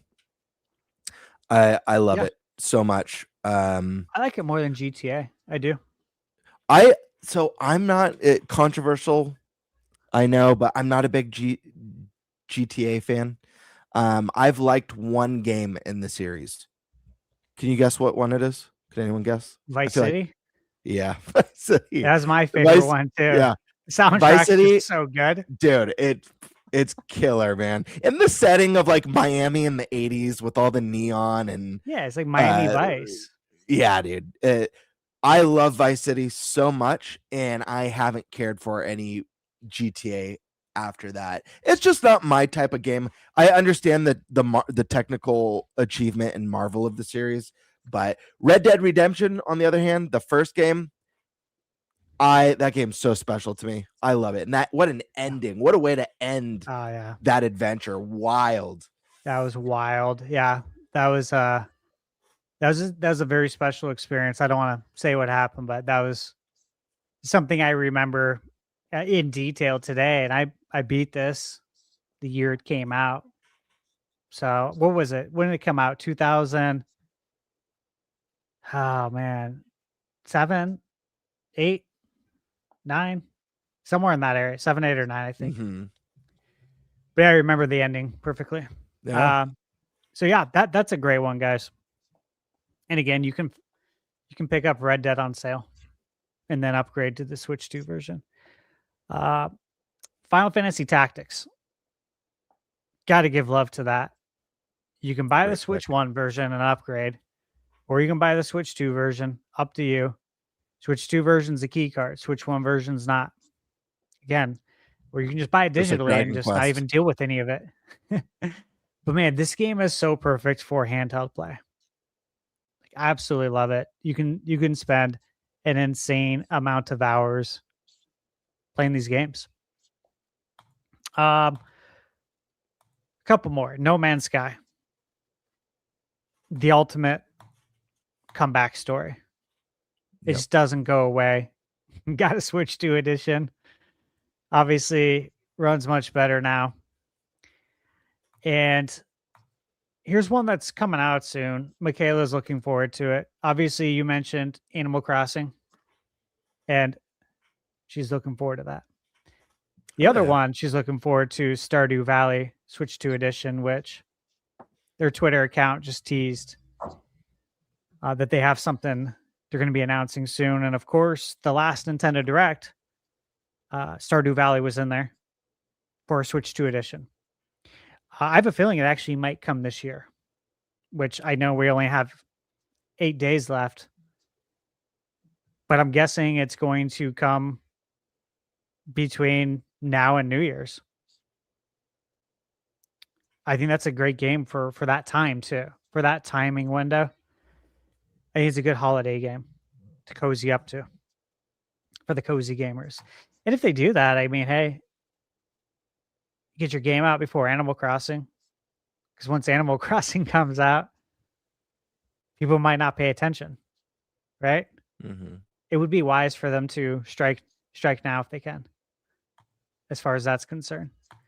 Because how often are you going to have something like Animal Crossing hit the calendar to where if you strategically make sure to dodge that bullet, you'll do okay. So hopefully they do that, because I want to see them do well. She loves Right. that game. A lot of people love Stardew Valley. Oh yeah, game's huge.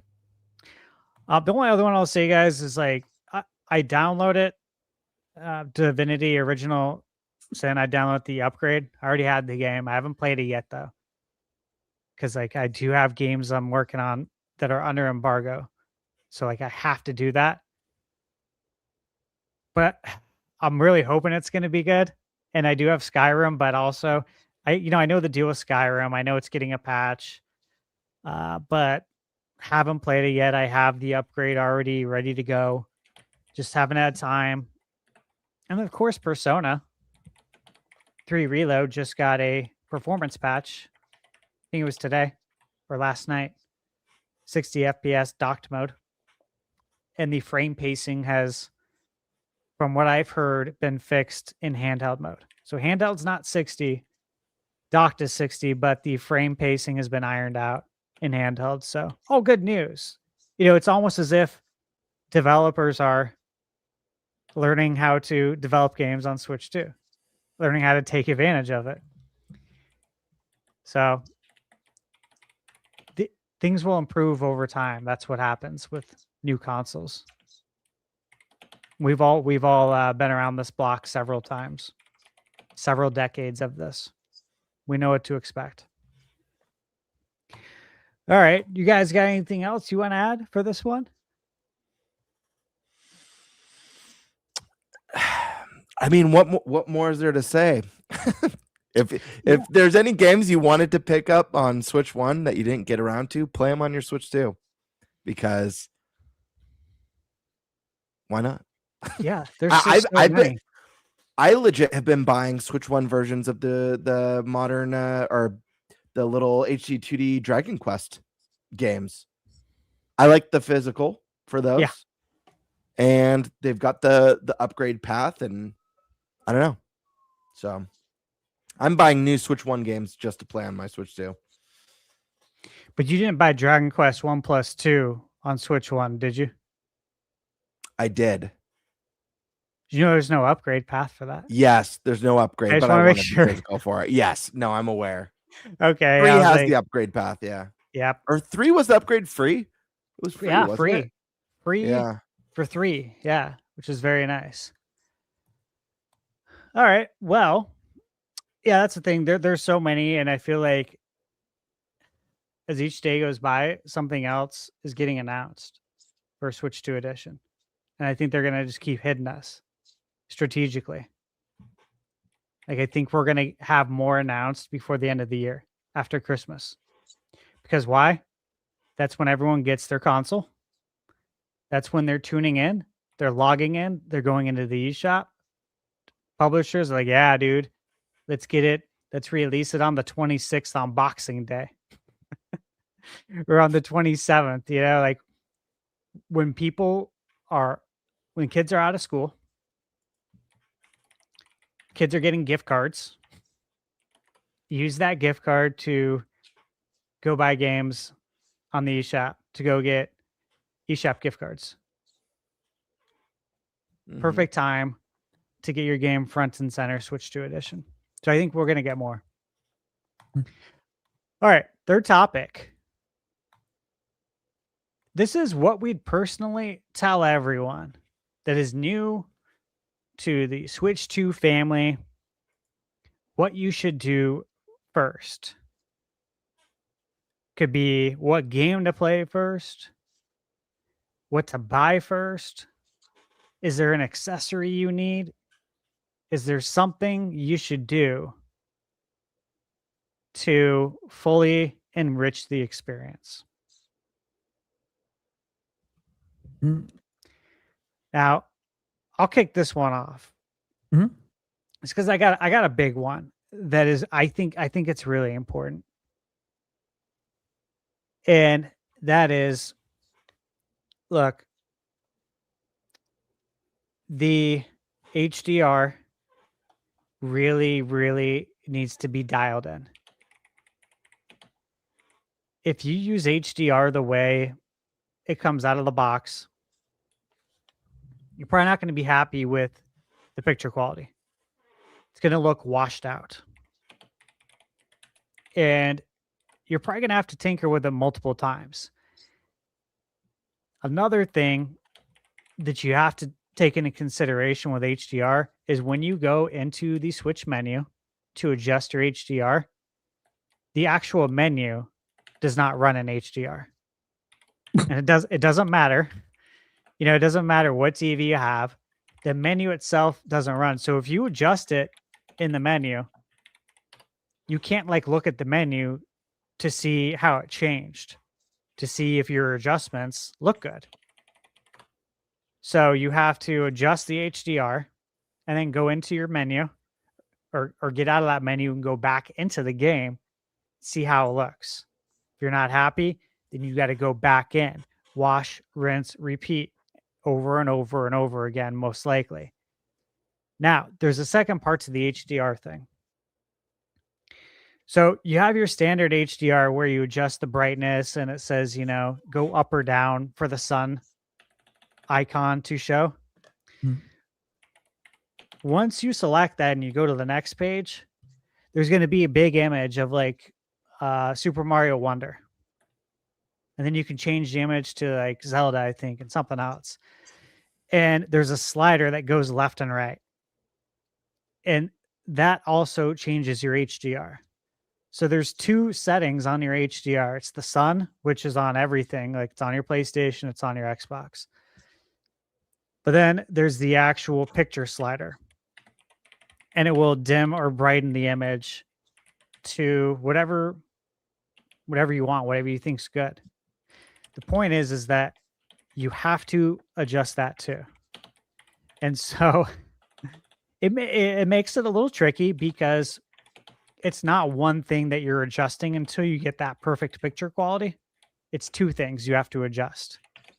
And you don't know if going up or down on this one or going left or right on the slider, how much that's going to change your picture until you get back into it.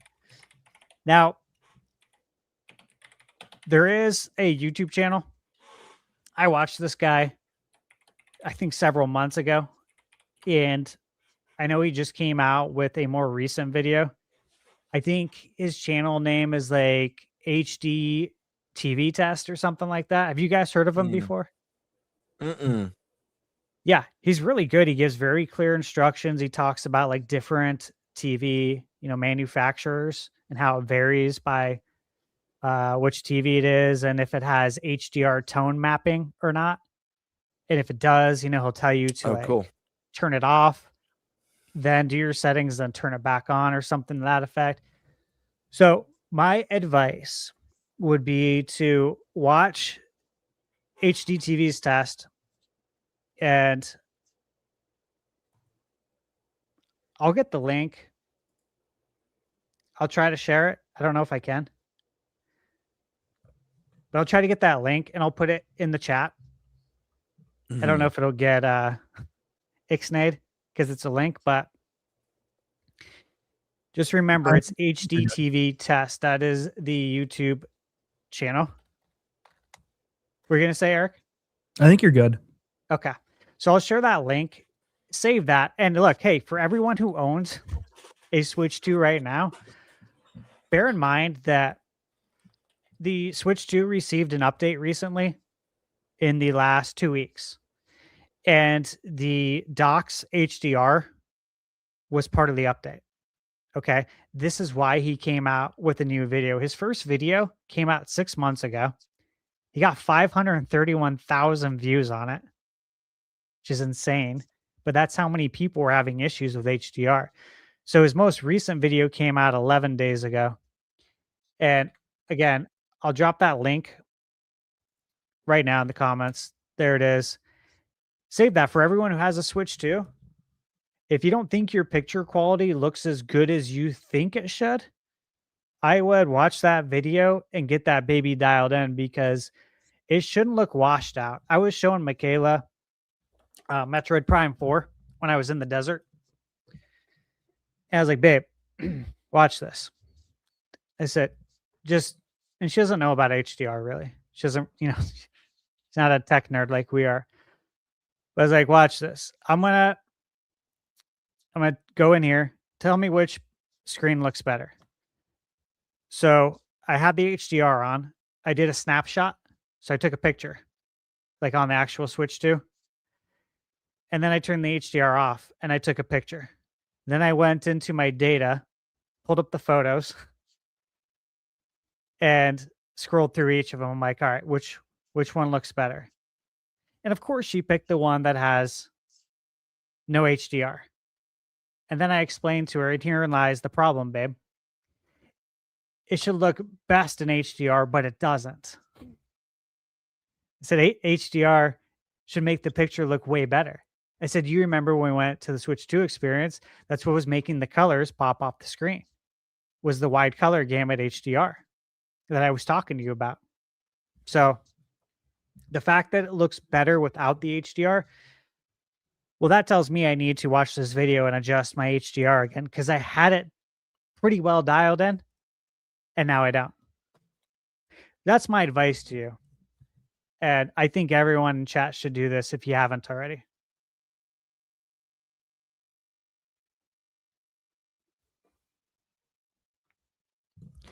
Bird, what's the word? What is your advice? Oh man. Things to do first. I think about, let me see. Let me look at the topic notes. Well, I don't know how to pick a first one, because I think there's, well, I would say must-haves are obviously, if you don't just play casual, if it's not just for a device for kids, I think the brand new Switch 2 Pro controller is a must. It's an amazing controller. Like, you just need it. I will not play with Joy-Cons unless I'm in handheld mode. The Pro controller too is amazing. Improved HD rumble. The plastic they use is just a really nice feeling controller. It feels a lot more premium than the Switch 1 Pro controller, which was fine. But I think the Switch 2 Pro controller kind of shortens the gap between the premium feel of the Pro controller and the DualSense. You know, the DualSense felt just leagues ahead of the Pro 1, but the Pro 2 bridges that gap quite a bit. So that's a must. Screen protector, you got to have day one. Protect your device. I recommend, I actually don't have one, but this is a huge recommendation because it's something that I need to remedy soon because I get really annoyed. But that's the battery packs. There's a number of companies that make great battery packs. I know both Stash and I think Nintendo Prime has covered some as well, but I know for sure Stash, you've covered multiple. Well, I made my own Switch accessories. Yeah. Do you have it visible to show off right now while I talk about it? No? If not, no worries. No, but if we can backtrack for a second. Yeah. I'll just show this real quick. So JSOX, I work with them. I think you guys know that. I do like a lot of accessory reviews for them. And this was really interesting. He's like, Steve, I got this. We have this screen protector we're testing. Okay. And he had sent me one like right when the Switch 2 launched. Okay. I put it on my Switch 2 and I put it on Michaela's. He sent one for her too. She still has that one. He sent me one that he said they were like literally working on in the lab and that it wouldn't be ready for sale yet on their website. But we want you to test it out. Let us know what you think. And then, obviously we'll go from there. And he sent me out this like demo thing to show. And so. Oh, yeah. It's a little reflective, but I could kind of see it. Yeah, it is. And it's kind of like meant to be, but these are 4 different kinds of like screen protectors. Okay. He said the one they're working on is the same one that Apple uses on their MacBook Pro. Oh, wow. Like the same film that they put on it. So when he said that, I like really perked up, right? Like, oh.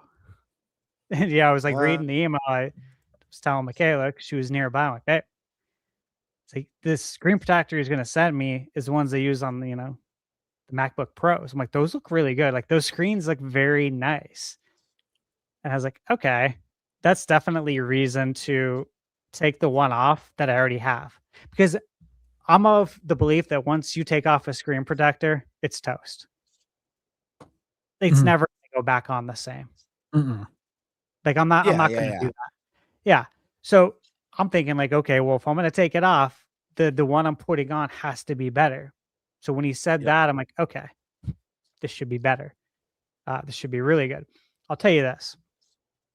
Here's my Switch 2. And I can't I don't know how much you guys can probably see, but let me at least adjust my focus here. So you guys can maybe see this a little bit better. Oh, wrong direction. This screen protector is honestly like insane.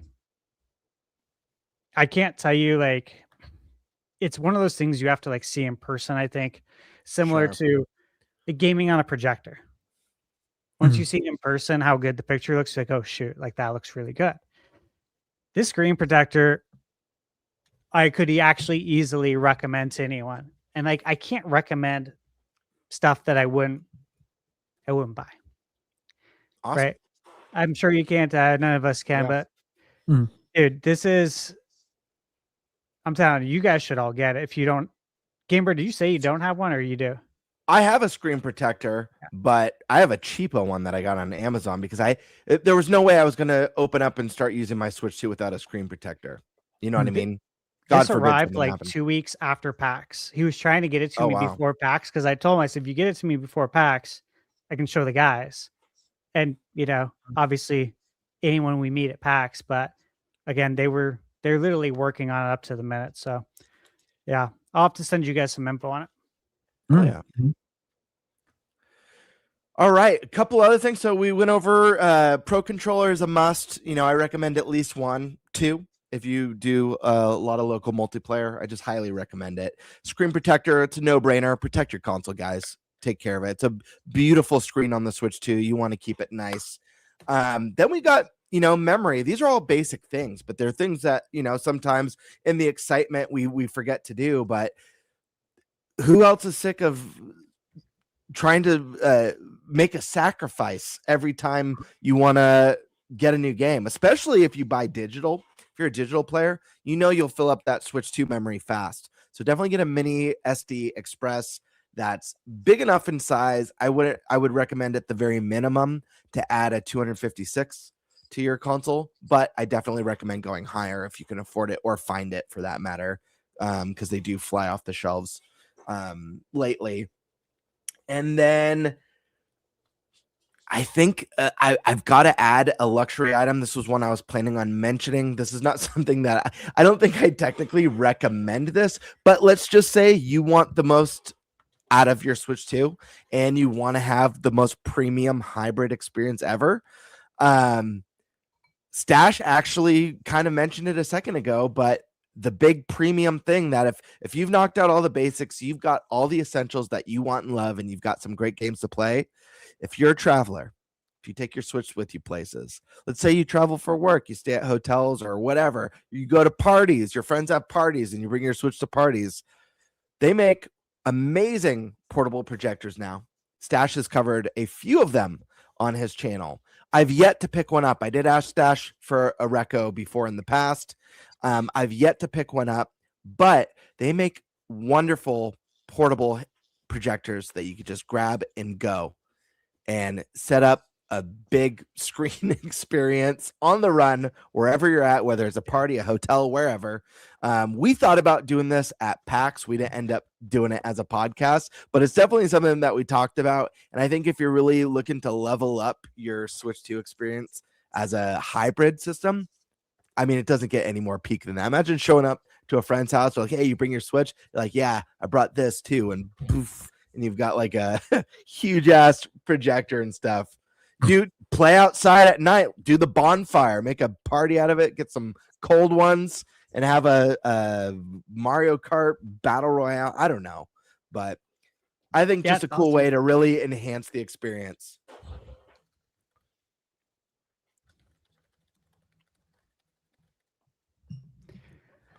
Yep. What else we got?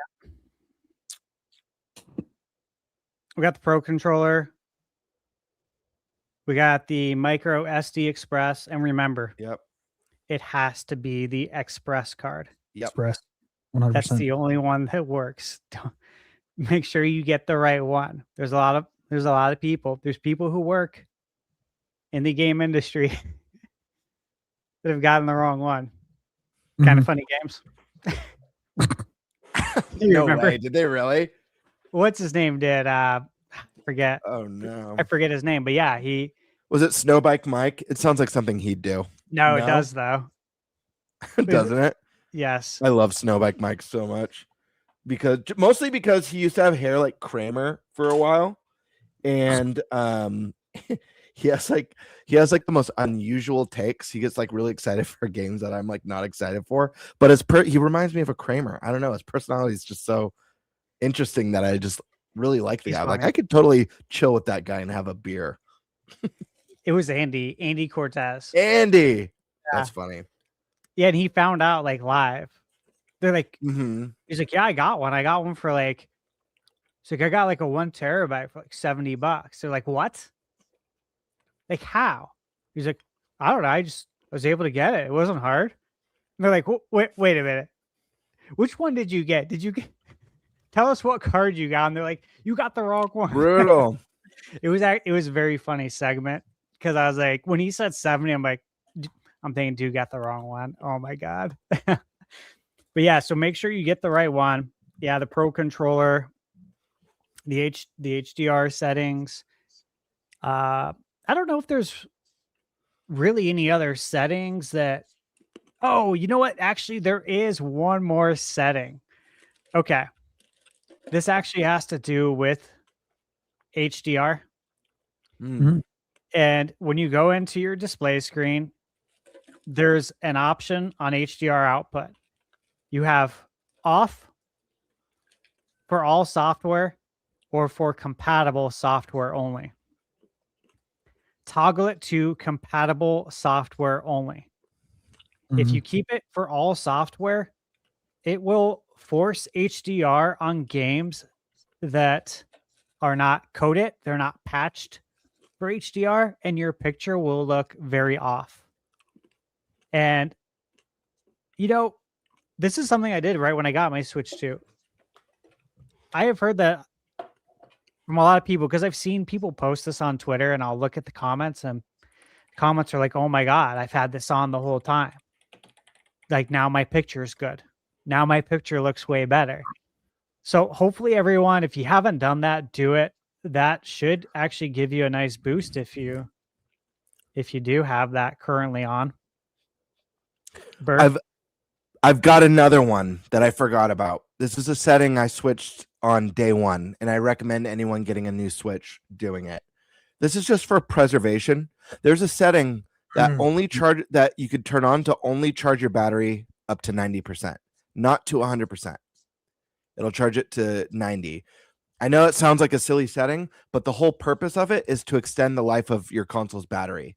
I don't know the particular name of the setting, but it's a 10% difference. It's negligible, especially if you end up getting a battery pack to use with your Switch. But, you know, I'm the type of person I never get rid of. I don't trade in my consoles. I have all my consoles from my childhood, every handheld, every home console, saved them all. I still play on all of them. I only have one console that's ever shit out on me, ever. And it was a disaster. It's my least favorite Sony console of all time. Oh, and that's PS3? PlayStation 3. Yep. Yeah. I had PS3, many 360 issues with era. it. Yep. Issues. Brutal. I had multiple errors with my PS3. But eventually it literally just like died.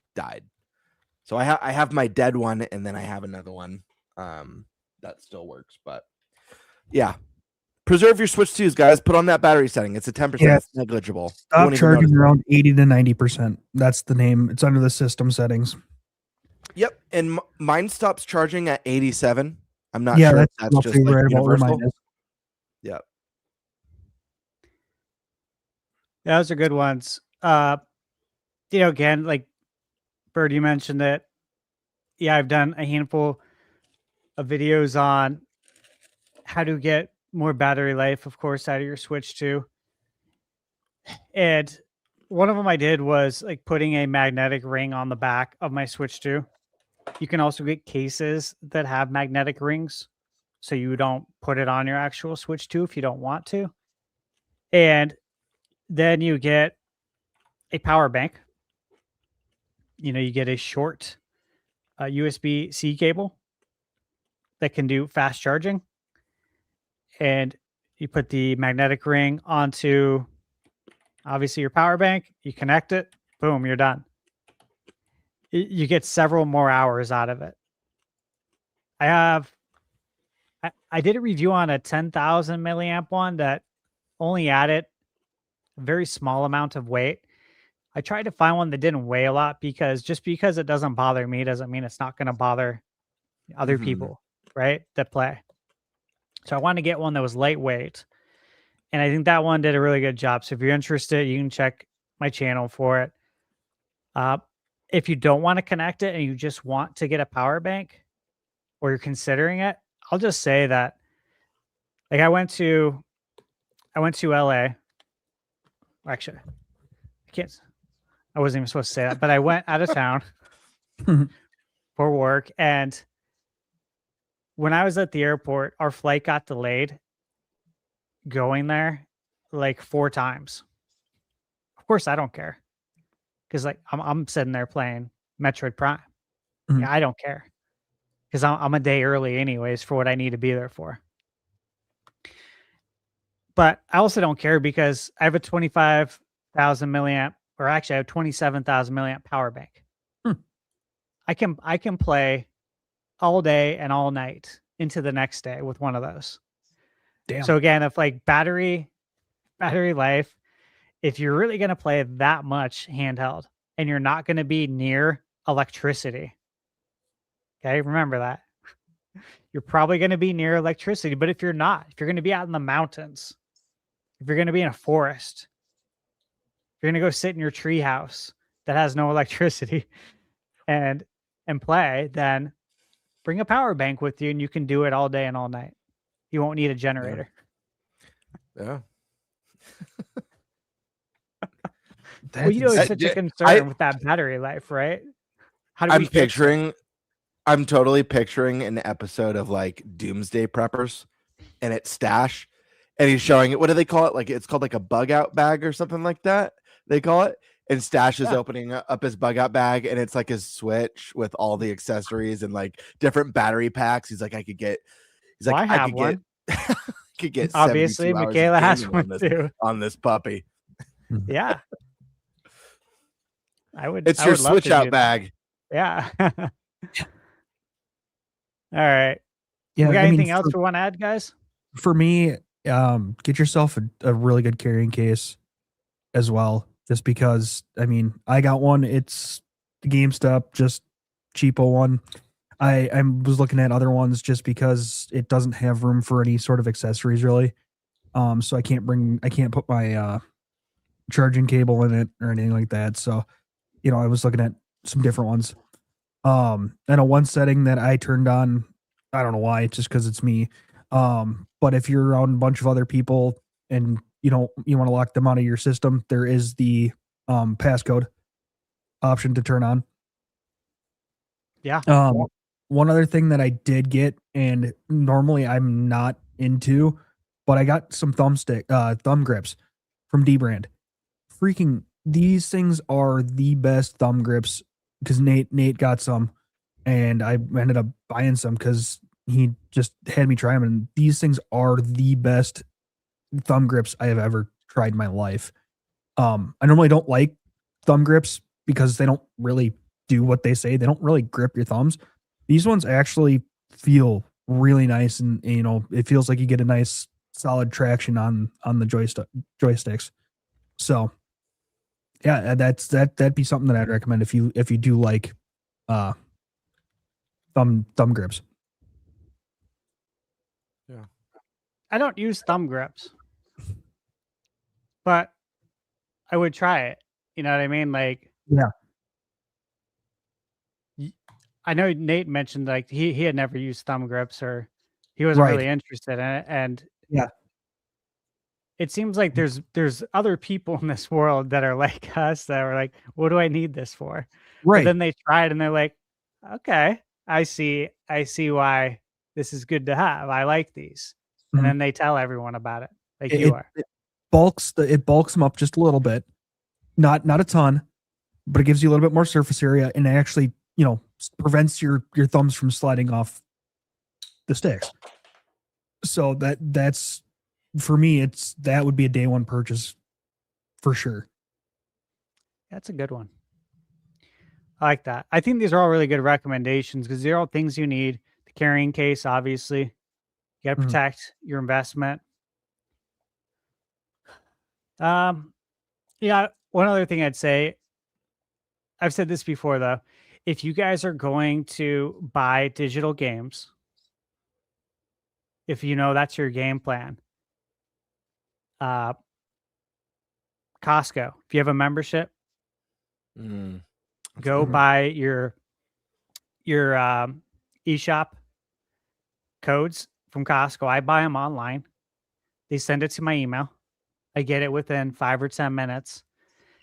And it's always 10% off. So I can get a $100 gift card for 90. But then probably a month or two ago, they were doing 20% off. Wow. Yeah. So it's like I know this is going to be spent over the course of the Switch 2. And obviously I do have to buy a little bit more because I'm reviewing games too, and I don't get them all sent to me. So obviously I buy some as well. And so I know the money's going to get spent, and I do play a lot of indie games that aren't going to ever get a physical release, or it's going to be way later and I need to review it now kind of thing. So to me, that's something you got to do because when you do that, you're getting at least 10% off on all of your digital games. And if you buy it at 20% off, then you're getting 20. And like I'll drop a couple hundred. The max you can do, I think, is 500. I know that's a lot, but also this is for my job. And so I spend 500 or I spend 400 to get $500 because it's 20% off. So that is a tip that I think everyone should take advantage of. If you don't have a Costco membership and you know someone who does, yeah, you might want to bother them for it. Might be a good idea still. Save some money. And they'll get points. Hey, there's your selling point. They'll get points on their Costco account, which means they'll get more money back at the end of their membership. So you're helping them. Help me, help you. Win-win situation. There you go. All right. You guys ready for this last topic then? Yep. Yes. One quick shout out though. If you guys are worried about stick drift, the Switch 2, ladies and gentlemen, please grab yourself some stick fix. Yeah. I agree. It's essential at this point. Yeah, I've worked with them before and it fixed the issues I was having. I didn't want to admit it. I didn't want to talk about it, but it took a lot out of me, but it got fixed and they were cool about it and they didn't tell anybody.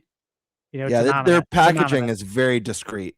Yeah, it is. Too. So yeah. But you guys all know now that I went through with them. So yeah. Eric, you're guess on it doesn't matter. You're on the stick fix, right? Oh yeah. Wouldn't have it any other way. Zora Puck in chat said, "Oh no, are people having a stick drift issues already?" No, we're just joking.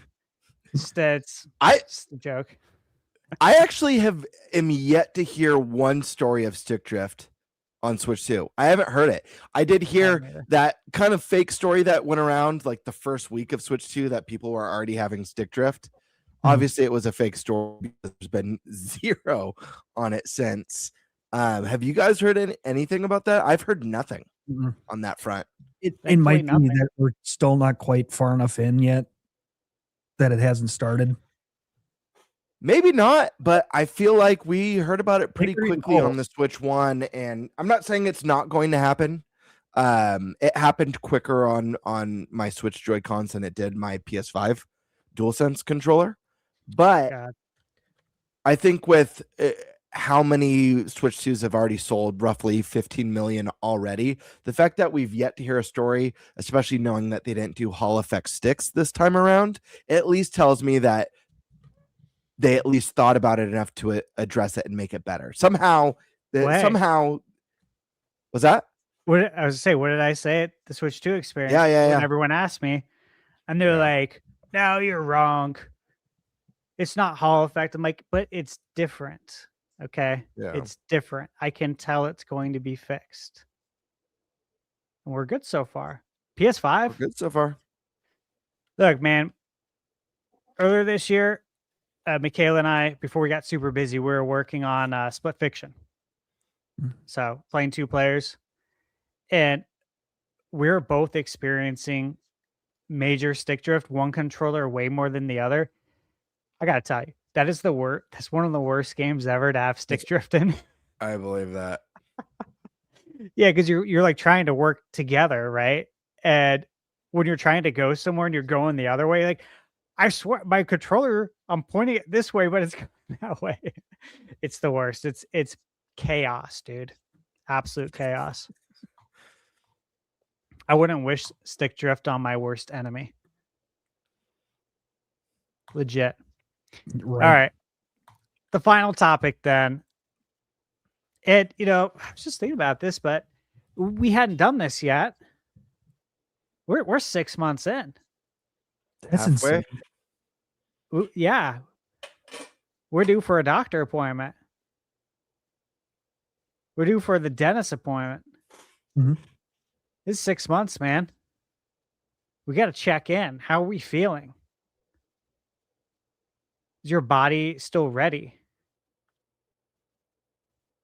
Mhm. Is it more ready than it was before now that you've played around with it? Like, how are we feeling? I know we talk about 2026 and how we feel going into it, right? But how are we feeling about these 6 months so far? I don't know about you, but I'm feeling really good right now. No, listen, I think it's been a great 6 months. Ignoring a lot of like the negative discourse online, just viewing things as a gamer who got a new console this year and new games this year. I think they've had a very, very strong first 6 months. And I think the first 5 months of the console, or like the first 4 to 5 months of Switch 2 was better than the first 4 to 5 months of Switch 1, and definitely better than, the first 6 months of Wii U. And in some cases, maybe even better than the first 4 or 5 months of the Wii. And the reason why I say that, a lot of people will say, "Oh no, the Switch 1 blew it out of the water." But I have to look at it from the mindset of the biggest within the first 4 to 5 months, the biggest Switch 1 game was a Wii U port. It was, regardless of the fact that only 13 million people had Wii U's, it was a Wii U game. Even if you ignore the Switch 2 editions, we got a brand new, huge Game of the Year nominated 3D Donkey Kong within the first, 2.5 months of the console. We launched with a brand new Mario Kart, not a port like Switch had, a brand new one, new vision. We've got a brand new Kirby Air Riders, first time since the GameCube. We had the strongest out of the gate. Like, have we ever seen this strong of third-party support out of the gate with the guarantee of day and date releases, like Resident Evil coming out in February next year? I'm trying to think the last time we had this strong. Like, guys, we're going to be getting everything possible. Well, Wii U had a strong Sure. launch lineup, but we're talking like you get out of the gate and then you run. So crossing the gate is the launch, and then you got the running path.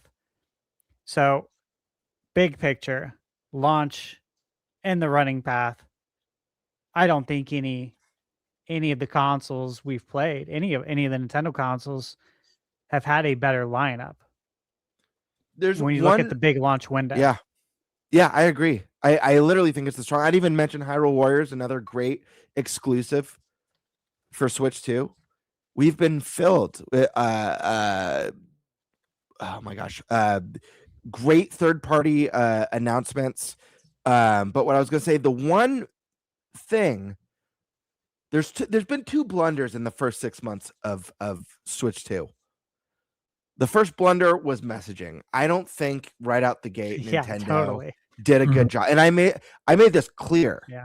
Like when we got that reveal, I said it. I was like, I don't think I think they dropped the ball on messaging. I think it was a little bit weird. I think they should have been transparent about pricing in that direct. Should have been a post.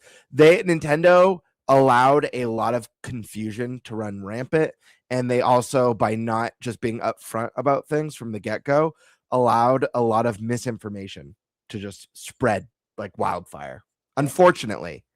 And it spread so much it was hard to even combat it. I mean, you even had media out. It wasn't just like randos. It was media outlets talking about 90 and Donkey Kong being a $90 or $100 or whatever, like tons of rando misinformations. Let me ask you this now that we're 6 months wiser. We've seen all the discourse. We see like the continued, we've seen the anti-Nintendo channels pop up, which like that's a real thing. There are channels that exist just to be the negative on Nintendo. And that's how they try to make their money.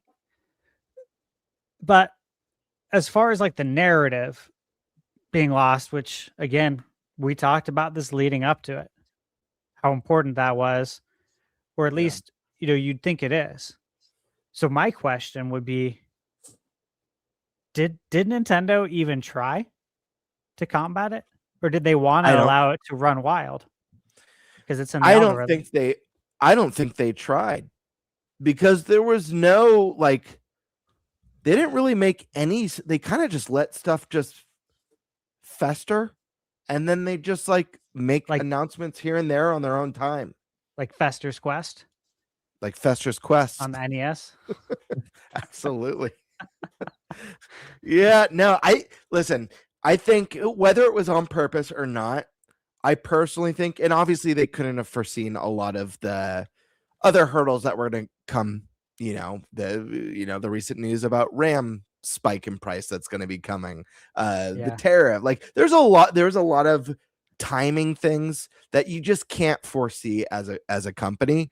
That being said, I do think they dropped the ball on just messaging and transparency right out of the gate. I think they could have positioned themselves to have a much more positive reception by just being a little bit more forthcoming. Well, like the direct, you remember when we're all like waiting? So what's the price? They didn't say price. And then we had like search for it. Yeah. And we had to wait for it because it didn't immediately appear on the internet. Yep. And it was interesting. Messaging around the game key cards was terrible and confusing. It felt like it was like a month or two before people even fully understood what a game key card was. Like just weeks worth of YouTubers making videos explaining what key cards are. And the like problem just was confusion. There was channels who led their flock astray. Sure. Some channels, I think, lied to their flock on purpose, only to make a follow-up video to then get more views and get more revenue. Like there's a lot of channels that do that. They don't want to give you the right answer right away, because if I can give you the wrong answer and you'll watch, and then I can give you the right answer and you'll watch, why don't I just do that and make double? Yeah. I don't do that. You guys don't do that. But that's how a lot of them think. Then this is how a lot of them operate. Yeah, I they definitely don't do that. waste your guys' time. I don't Yeah, want to you waste run people's time. run with it till told otherwise, basically. Yeah. But I mean, even confusion around like releases. Like, is this going to get a physical release? Like, there was just a lot of confusion. So I give Nintendo a bad grade. I really feel like that first month of Switch 2, as far as like just like transparency and messaging and like the PR side of it, I think I give them like a D. I give them a D or a D minus. Not good. Switch 2 though, I'm freaking loving it. I love the device. I love the Pro controller. I love all the games so far. Hardware, software side, if I could give one nitpicky complaint, it's that we didn't have a big blockbuster holiday title this year. For a lot of people, a lot of hardcore Prime fans like myself, Prime 4 is that holiday title that you've been waiting for. We've been waiting 8 years for the game. The really sad truth is that in the grand scheme of things, there's not many of us. We are a very, very proud and happy minority who adore this series. I don't think Kirby Air Riders, as awesome of a game as it is, I don't think that that's the big blockbuster to be like, I have to go grab one immediately. Mario Kart is obviously way bigger than Kirby Air Riders, and it's within the same genre. So I think there was a missed opportunity there. And hey, listen, it's not as simple as that. There's development cycles. Teams aren't going to Nintendo's not going to put something out on the holiday that's not ready. And obviously, if there was something ready, it would have been there. If the big 3D Mario game was ready, or the next big Zelda was ready, or the next big Smash Brothers was ready, it would have been there. So I understand that. It's not a knock against Nintendo. I think that's just one thing that would have made this first 6 months, it would have elevated it and made it more exciting. But overall, I'm really happy, really, really happy. And I think it's the most fun I've had, the most enjoyment I've had. And just knowing that we're getting really cool third-party exclusives, games that like I know I'm going to want to play on my Switch. I'm a hardcore RPG fan. Yeah. I, without a shadow of a doubt, believe that the hybrid format is the best way to play JRPGs. They're long games. They sometimes have busy work if you're the type of player who likes to train. You want to spend a few hours. A hard game like Dragon Quest, that's a little bit more challenging. Difficulty It's nice though to grind. Yeah, you want to grind. You want to put on the Nintenbyte podcast and grind out some levels on your couch or in your office or in bed. So like just knowing that we're just knowing that we're going to be getting so many kick-ass RPGs, and I know Elden Ring's coming, and I know Metaphor eventually is going to make its way. And not only are we did we get Persona 3 Reload, and we have Persona 5 already on the system, but we're going to be getting my favorite Persona 4 remake or Reload, Rewind. I forget what they call it. Correct me in chat. But the Persona 4 remake we're getting on Switch 2, and guys, it's a guarantee we're going to be getting Persona 6. Like that's just stupidity if it doesn't come to the platform, as well as all the other great ones that are yet to come. So I don't know. I'm really happy. Final Fantasy 7 is right around the corner. And then I think what is it, two weeks later, roughly 2 weeks later, Dragon Quest 7 Reimagined. So we're getting two massive JRPGs from Square Enix to start the year and within 2 weeks of each other. And look, I beat Final Fantasy VII Remake and Rebirth. I've mentioned it several times. I think between the two games, safely I've spent over 400 hours between the two on PS5. Now, I haven't beat Final Fantasy VII Remake since it came out, but I will be playing that to the end. Like beginning to end, I'll be beating that game again because it's so special. It's so good. And a lot of people missed out on Integrate, which is a phenomenal little DLC piece that kind of bridges the gap. It's phenomenal. It's important. I love it's short. It's short but sweet. Mm-hmm. Absolutely. Yeah, but Switch, man, you're right. It's a RPG dream machine. Metroidvanias too. Great to play Indies. on here. Guys, Indies. indies. Yeah, there's a lot, just a lot to love here. So, all right, Eric, what do you got? Yeah, I mean, for what little I've played, I freaking love it. It's a lot smoother, a lot more creamy, as Gamebird likes to say. You know, when you start playing games, it's everything I could have hoped for. You know, going from Switch 1 to Switch 2, it's fantastic. I know one of my coworkers has was kind of debating on whether or not to get one, and I'm like, well, yeah, I would definitely recommend it. This game, that game, whatnot, so on and so forth. It's more powerful, obviously, than the Switch 1. It runs Switch 1 games for the most part better than Switch 1 itself. So I mean, there's definitely a whole lot of pluses to getting the Switch 2. I know it's on sale, or was on sale a couple times here. So if you can find it on sale, definitely I would recommend picking it up. I mean, even not on sale, I still think it's worth every penny. Just because of the variety of games and stuff like that you can play. But yeah, I mean, it's definitely worth it. And I want to jump in really quick and say something. I just want to emphasize something because I think it's really important. I think that a lot of people, I don't know, people are, how do I say it? How do I phrase this? People are very insatiable, and people don't like to wait, and people want everything everywhere all at once. Especially more so today than ever before. Guys, we're 6 months in. We've barely scratched 6 months. Think about year one for most consoles. It's oftentimes a barren wasteland. Happens all the time. Or you can't find it. Or you can't find it. Yeah, so Switch 2 is so celebrate that you can find it. But Right. the fact of the matter is we have so many great games already. Yeah, maybe again, like I said, maybe it's not the next 3D Mario or Zelda, but that stuff's coming. That stuff's coming. We've barely scratched the story. The Switch 2's story has just begun. So, yeah, no, I didn't. With the whole games thing, I've seen it on the internet. Some people are thinking it's done on purpose, just because they know that they didn't have to have necessarily a big game to sell the Switch 2.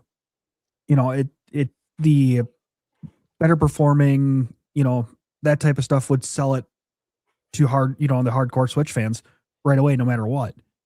So they didn't necessarily have to have a big game right off the bat. I mean, Mario Kart, you could argue is a big game, but I mean, you know what I'm saying? It's they didn't have to have that right off the bat, but now in year 2, they're gonna have, or coming into year back half of year 1 into year 2, I think they're gonna start pumping out their big games and starting, really loading the chamber on that one. Yeah, we haven't gotten next year's big announcements yet, and we already know of a brand new Fire Emblem that looks incredible. We're probably going to get Splatoon Raiders next year as well. Yeah. We're going to get how the game's going to be about. We're going to be getting a Yoshi game, Call of Duty. Yep. That was in the news last, I think today and yesterday. Was it Jez Gordon said to expect Call of Duty on Switch 2 in the next few months. And it's possible that some sort of Zelda experience drops next year. I don't know if that means a port. I don't know if that means another remake. I don't know what it means, but it's possible that another playable Zelda game we'll have next year, among other things. Yeah, it's the 40th. And obviously we got the Mario movie next year too. Oh my God. So you would want to capitalize on that. We know we're getting Mario Wonder Switch 2 edition with the, what is it, Bella Park something? Oh yeah. Yep. expansion. The very Did you- long name. I wasn't part of the show when the first Mario movie came out. Did you guys do a like Mario movie review episode or anything like I that? wasn't on here either. Oh, okay. I'm pretty sure we're back to Nintendo Prime at that point. I Okay. can't remember. My memory's terrible.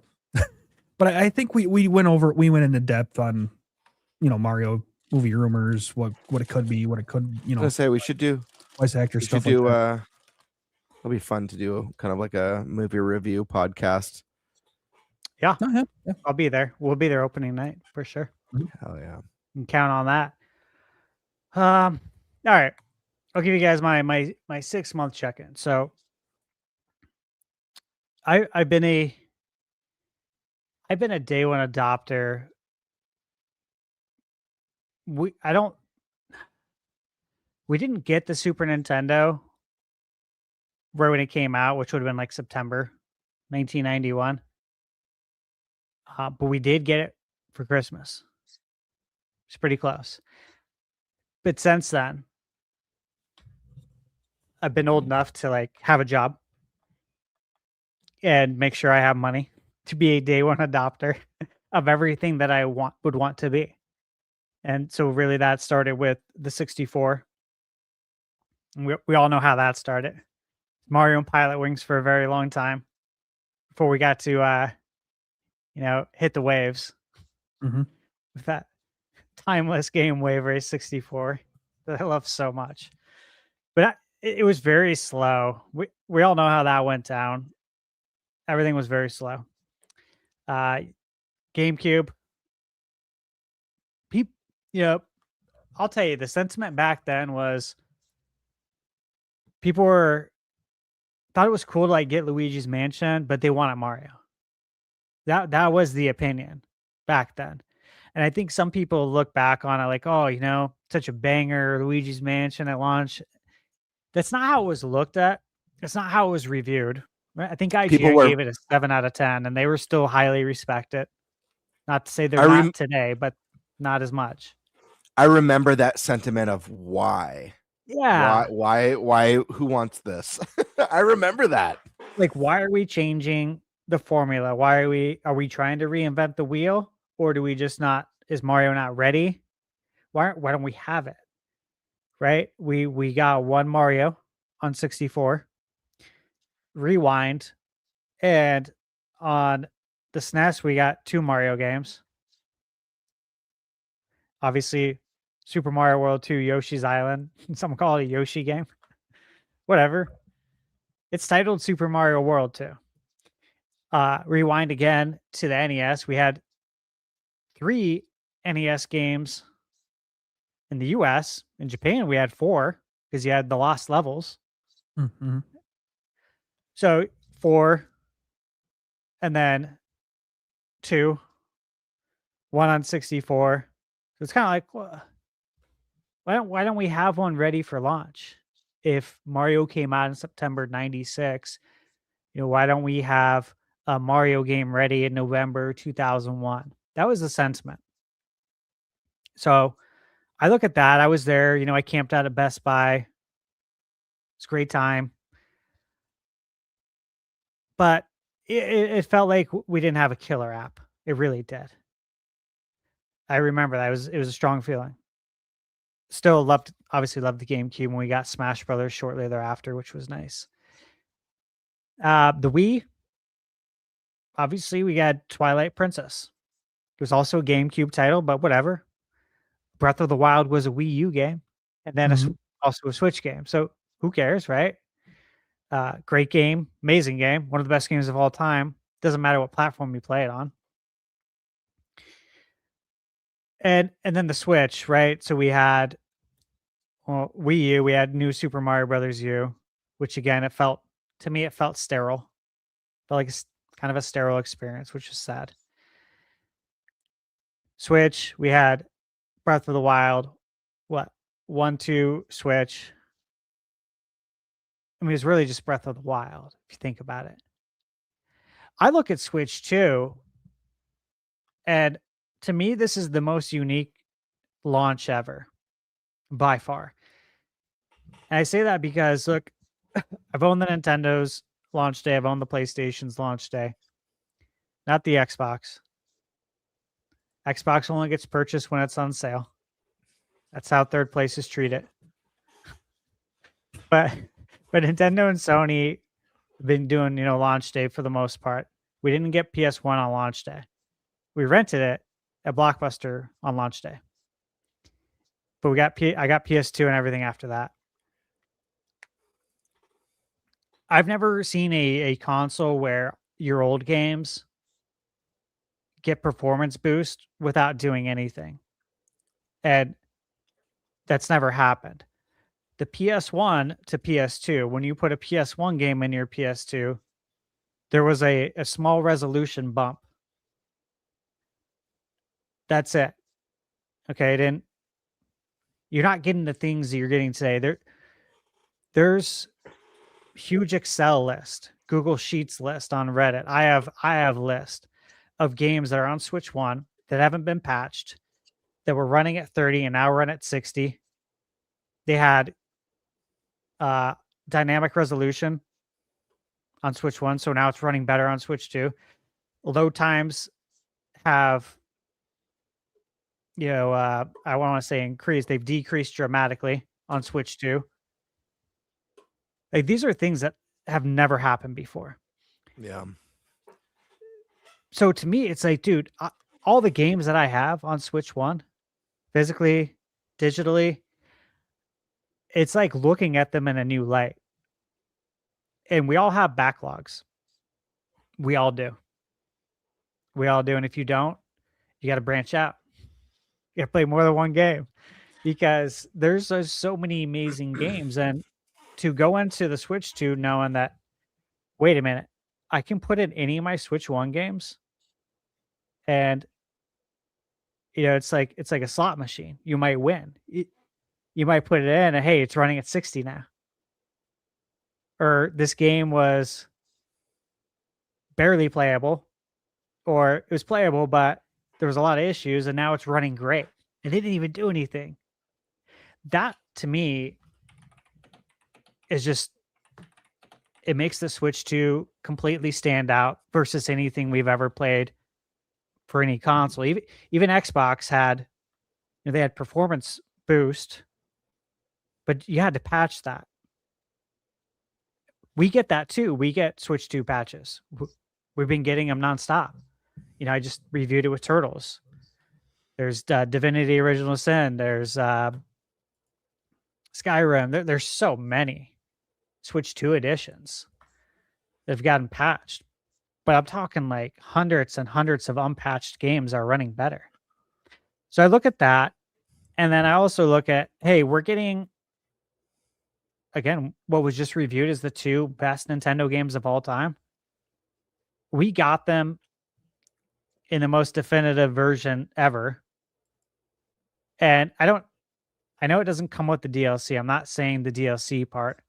What I mean is how these games play.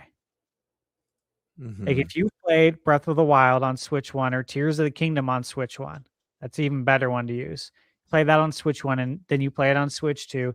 It is a legit night and day difference. It is so much better. There's no comparison. So I look at that. It's like, okay, the best game for Switch 1 on launch day was Breath of the Wild. We get that on day 1 on Switch 2 and Tears of the Kingdom and Link's Awakening and Echoes of Wisdom, all performing better. We're getting Odyssey on day 1 performing better. We're getting all these games that Nintendo did patches on that were for free. And then on top of that, the actual games that are coming out for Switch 2. Yeah. It's kind of crazy, like the amount of games we have to choose from, right? Yeah. It's wild. DK, first 3D one in 26 years. And then it turned out to be an absolute banger. It's been nice. And then just knowing what's on the horizon. I would say knowing and unknowing what's on the horizon, because what we know is really great, right? Gamebird, you mentioned some of them. Obviously, Duskbloods as well. We need to see more on that. Yeah. But we don't know what Nintendo's doing. Like, we don't have the release schedule, but we know we're getting Final Fantasy and we're getting Dragon Quest, we're getting Resident Evil 7, 8, and 9 all on the same day, February 27th. There's a lot coming. Obviously, we're getting the next Trails. We're getting Ease Proud Nordics X early in the year. Was it Trails into the Horizon? That's coming out in January. There's a lot. Like, I don't want to ever say too many. I don't want to jinx anything, but dude, there's a lot. There's a lot coming. There's a lot of indie stuff that no one knows about too. You might know about it, Gamebird, because I know you watch for that, and I do. Yep. And like some of the games that I've reviewed on my channel recently, I reviewed for a strategic reason. Because I know, I can't say, but I know things, right? And so it makes sense to review them now instead of later when I might be busier with other games that are coming out. Get ahead of the curve. There's a lot of really, really good stuff coming. So I'm very happy. Yeah, I'm very happy, dude, with my 6 months. What's there to complain about? Like, legit. Do we really have do we have complaints? No, what I think it is that people aren't looking.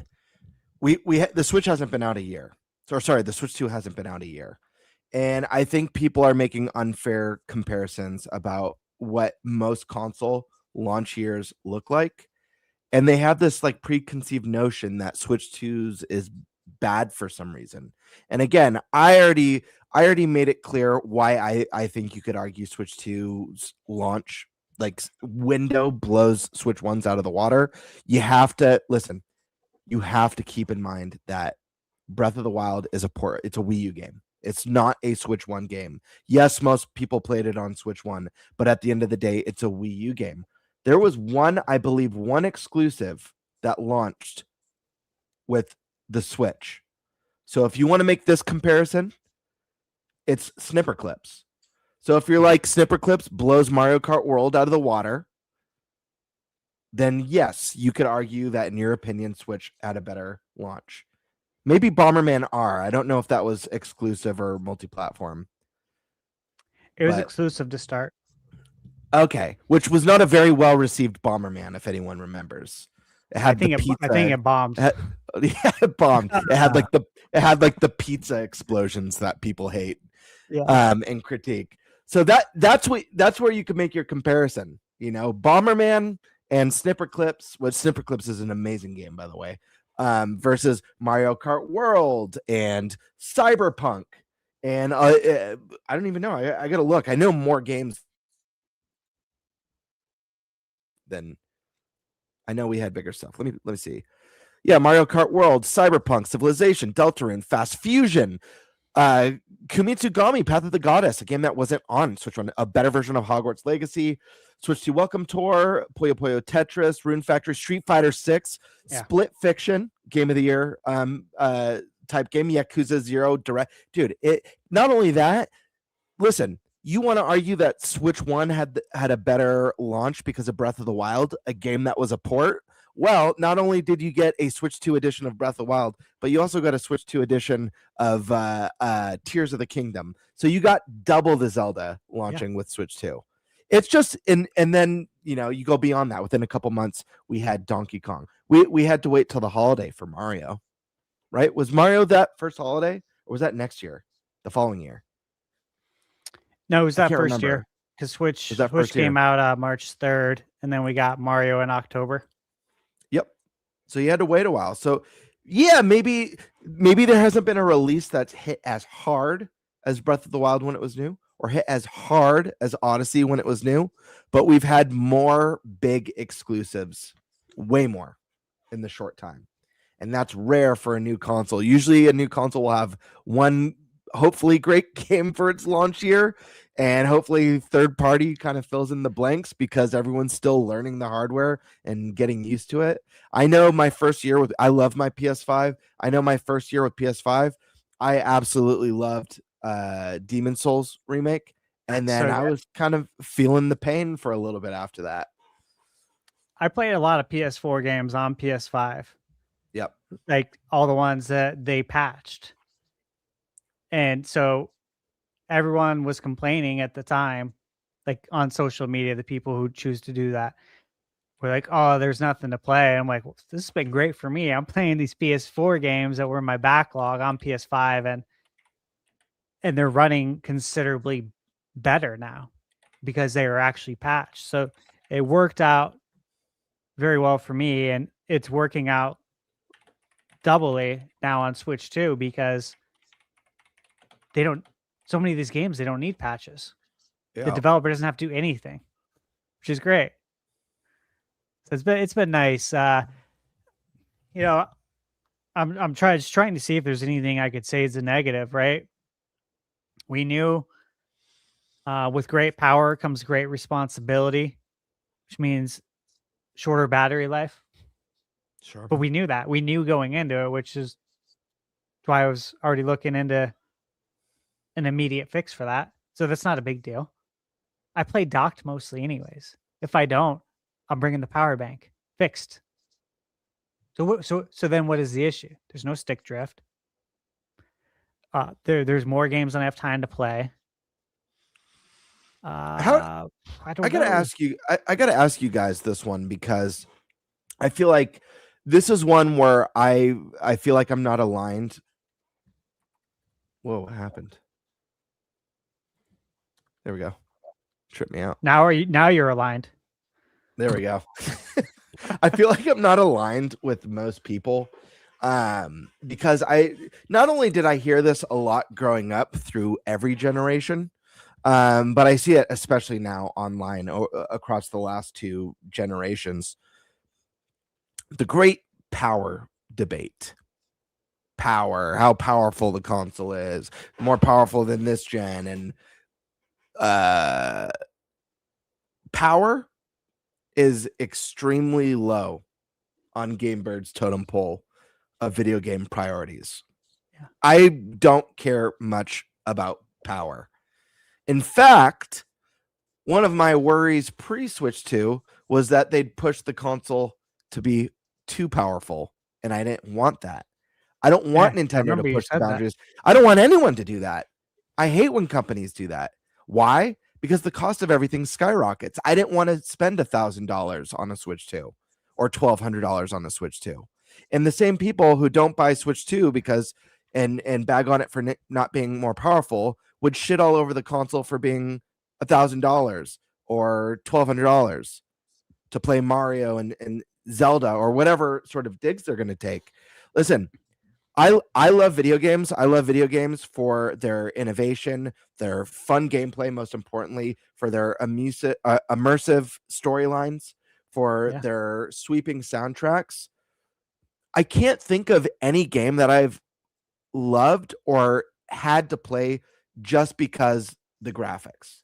I don't think I've ever bought one game like I have to buy, like, I don't know anything about the gameplay. I don't know anything about the story, but man, those graphics, I have to buy that. Maybe an art style that's different though. An art style I've been drawn to, especially in the indie space where I've seen games. I'm like, oh my gosh, this is the most beautiful game I've ever seen in my life. I have to check this out because it's a visual spectacle. But realism, chasing realism, I don't know. I just like it's so low on the totem pole compared to all the other things that I just listed. It has been too for a long time. Yes, it's just such a for you or me or probably Eric. Like this hasn't been a deal for probably what? I don't know. The PS. Which era would you say? Is it the GameCube era? Is it Wii? Sure. It's around there where it's like around there. You know, I care about the art style. Okami, that's another great one. Yeah, Okami will look. Style. It's timeless. You release that same game today, it competes with everything on the market. Wind Waker competes with everything on the market. The art style is timeless. So that one's always been weird to me, and I don't even know how to navigate this sorts of conversations because, like, you know, someone bring PlayStation into the argument, let's say, and they're like, "Oh, PS5 is way more powerful. What's the point?" I'm like, "Okay, well, I like I love my PS5, but you know what console I liked way more than PS5? PS4. I think PS4 had more great experiences. Yeah. If I had to eliminate one of the two systems from history, I'd eliminate the more powerful system with bigger development gaps and more closed down studios. Yeah, PS4 had the bigger library Yeah. for sure. Not as many of these really long gaps that they've had from first parties. Yeah, It's just a funny thing you see, because I remember It is. saying on my channel and getting like people being like, "What the hell?" When I would say way back before I met you guys, this was when I'd speculate about Switch Pro and Switch 2 for the very first time, saying, "I hope that it's not as powerful as PS5." That's what I would say in my videos. I just hope it's not as powerful as PS5. Let's keep it costly. Let's focus more on innovation and art style and great game design. And people be like, "What the hell? Like, why would you want something not as powerful?" But that's just me. and I will say though too that I appreciate that Sony is there to do that Sure, as well. absolutely. 'Cause, Yeah. like I don't want them both doing the same thing, and like you can get your fix for that. There are games, as we know, that just look absolutely stunning, and that is really cool to know that. Like I think we can always count on Sony to push the envelope when it comes to Yeah. power and fidelity. It's not what I need. Uh, do I appreciate it? Yeah, of course. Who doesn't? Everyone likes things that are nice to look at. That's how we Absolutely. are, right? Yeah, But not great everything either. graphics aren't bad. Yeah. I would never make that I would never make that argument, and there are times that I will buy the third party experience on PlayStation so I can have it at its Yeah. most peak Same. performance. So I'm not saying that I don't like power. I'm saying like it's low on importance, and it's Yeah. not what it's not what I was looking for on the Switch 2. And when I am considering how my thoughts on the system or where I rank the system, power is not part of the argument.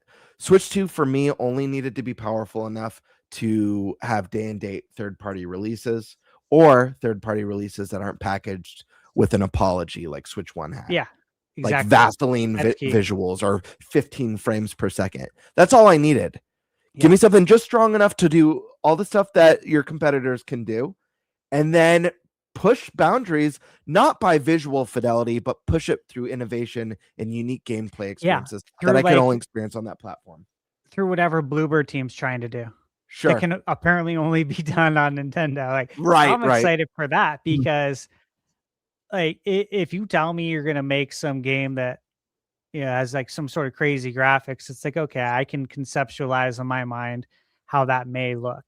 But when you say you're gonna do something that hasn't been done before, as far as like gameplay, I mean, you got me interested, right? Because I've been doing this, I've been playing games since the 80s.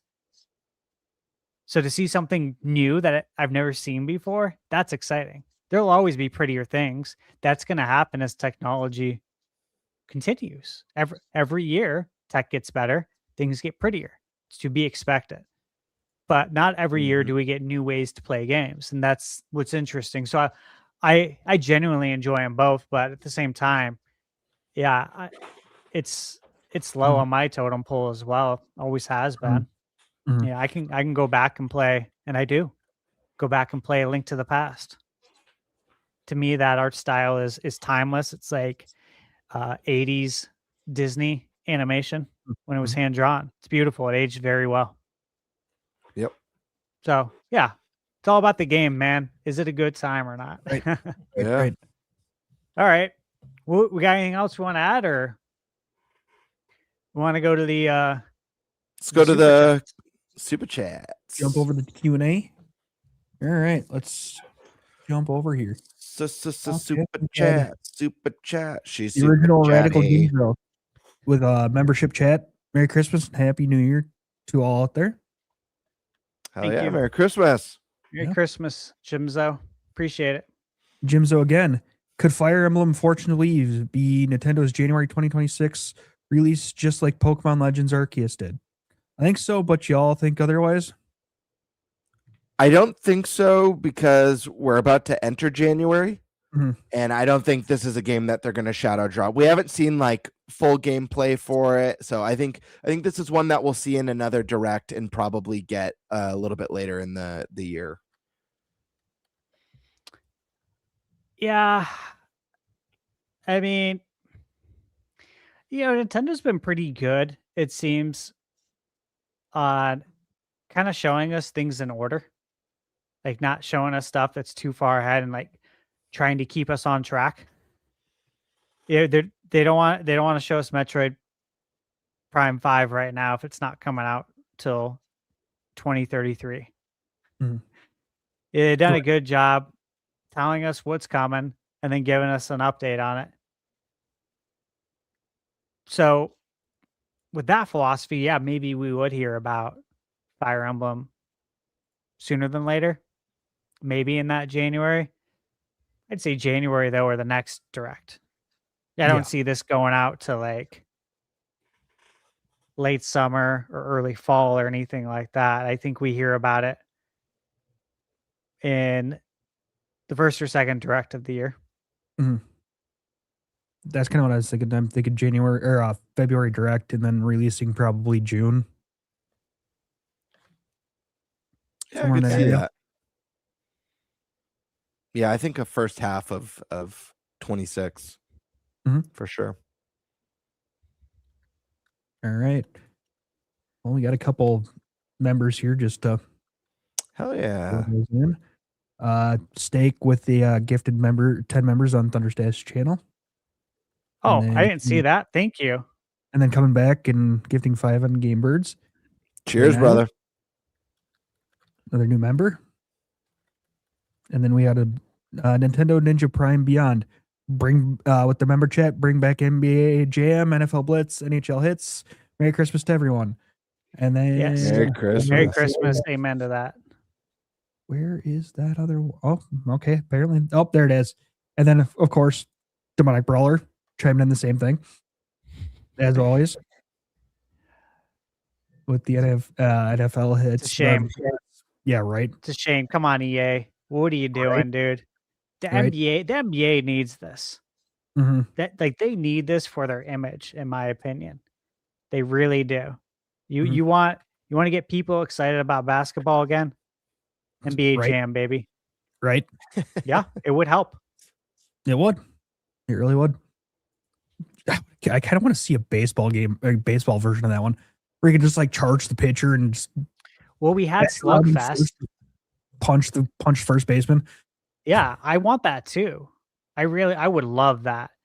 The MLB, all of these commissioners are just like tissue soft, man. Charmin soft. They don't want to do anything that could risk sponsors or send the wrong message. That's why we don't have Blitz.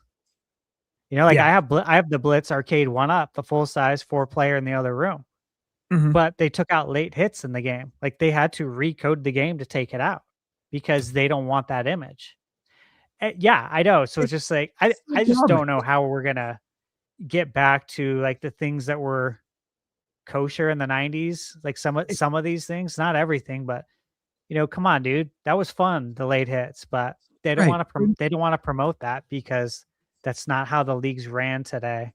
Which is dumb, considering that if you keep it in that cartoon style, nobody's gonna mistake it for being. I could understand if you had it like Madden style or MLB 2 case, 26. Yeah, that style, and I would understand that people getting confused there. But if you keep it in the cartoon style, who the hell's gonna confuse that? Hey, it's funny.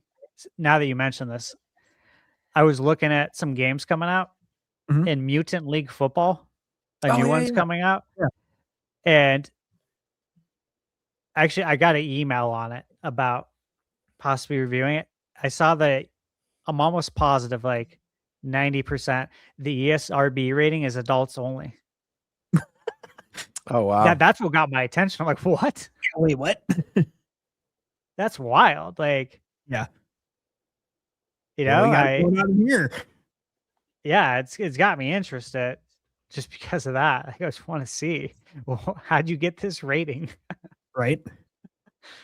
Yeah. And jump to the next one. Prof Rock PR. No question, just sending vibes in super chat, wishing for the best. Appreciate it. Thank you. Wink to man. Merry Christmas to everyone and get well soon, Aiden. Absolutely. Prayers Absolutely. out again. The original radicals Jimbo again. Google AI overview says that the Switch 2 port of Dragon Ball Sparking Zero is good and commendable and doesn't get spoken about very much in all 30 FPS. Thoughts on that?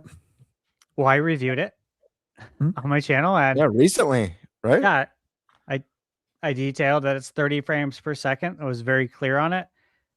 I was also very clear that for 30 frames per second, this feels smoother than it should if you're just looking at the number on a piece of paper, like it's a statistic, right? And it reminds me of, for instance, playing Final Fantasy VII Remake at the behind closed door with Nintendo. You guys remember it felt smoother than 30 frames per second.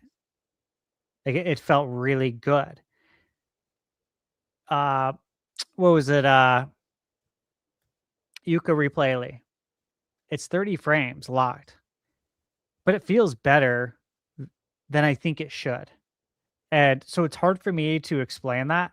Mhm. And I think sometimes it might be hard for people to understand because I can't really give context. It's like something you have to feel. It just feels better than it probably should. Take To it me, Star what Wars it- Outlaws, for example. It feels Mhm. better than 30. It doesn't feel like 40 though, but it feels better than a Right. 30 frame per second game felt, I guess, last generation or in Mhm. previous generation. It's kind of it's a weird thing. And so it's hard to explain, but I totally agree with that. And that is what I said in my review. I mean, to me, I think when you get down to like the 30 frames per second, you almost have to have it locked. You can't really have a variable at that point. Unless it kind of just goes up. But even then, I mean, once you hit that 30 area, and you don't want to go much lower, obviously, but you almost have to have it locked in order for it to feel smooth when you're down that low. Yeah, That's my thought. But I agree. because if you dip any lower than 30, I mean, even 1 or 2 frames at that point can feel ouch. Yeah, no, absolutely. It can. All right. On to the next one. Demonic Brawler. Merry Christmas, everybody, and prayers to Nate and his family. Yes. Absolutely. Absolutely. Another new member here. And then I made a mistake earlier. Steak's second one was Merry Christmas. What would be your one game announced so far for next year on Switch 2 that you absolutely have to have regardless of first or third party AAA or indie? Easy. Fortune's Weave, baby. Fire Emblem, Fortune's Weave. It's going to be amazing.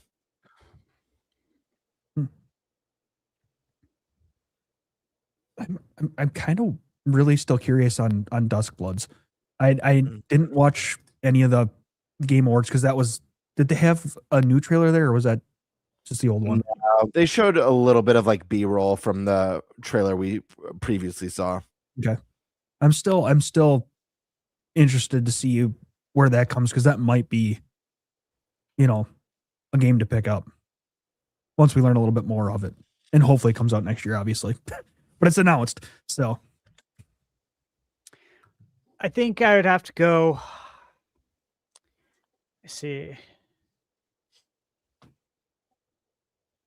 This isn't an exclusive, so it's anything. Mhm. Oh, that's true. Yeah. I got to go with Final Fantasy VII because of how much I love this game and the fact that this is a really big deal that it's here now on Nintendo, given the historical significance. There's a great story about how this all happened. It involves obviously Nintendo and Sony, and it's really good video game lore from the 90s that if you look it up, you'll probably be entertained with what you have to read, and it's finally here. I love these games. I'd say it's that and it's Dragon Quest 7 reimagined right now, which comes out 2 weeks later, but it's also Dustbloods. Like you said, it's Fire Emblem. So, there's some third party ones for you, and don't sleep on Indiana Jones when it comes out. 'Cause I reviewed that game too. It's so good. So good. Perfect. Okay, well, jump to the next one here. Boo Many. If we get an OOT remake in 2026, any chance they release a Nintendo Switch 2 Ocarina of Time Special Edition console? Yes. There's always a chance. We haven't got one yet. Right. It's Zelda's 40th. It's a good opportunity. When's the last custom special console was it Tears? Or no, it was the what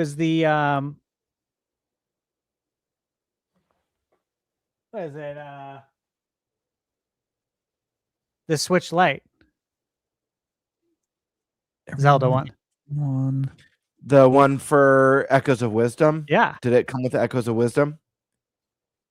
Or am I remembering wrong? I don't think so. You're thinking of the gold Switch Lite, right?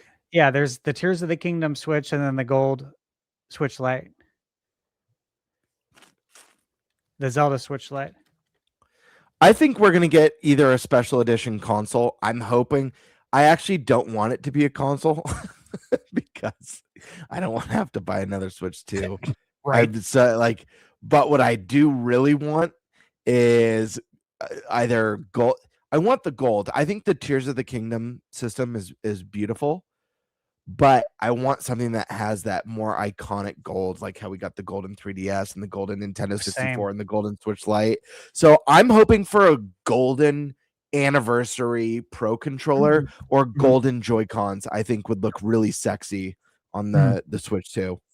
Yeah, it would. And then maybe a skin or something that you could throw on your dock or your back of your Switch 2 or something.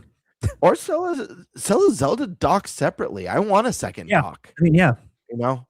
I've got multiple TV rooms. I need to get a second dock. So, the Switch is a console that's meant to travel, even if you're playing musical bedrooms.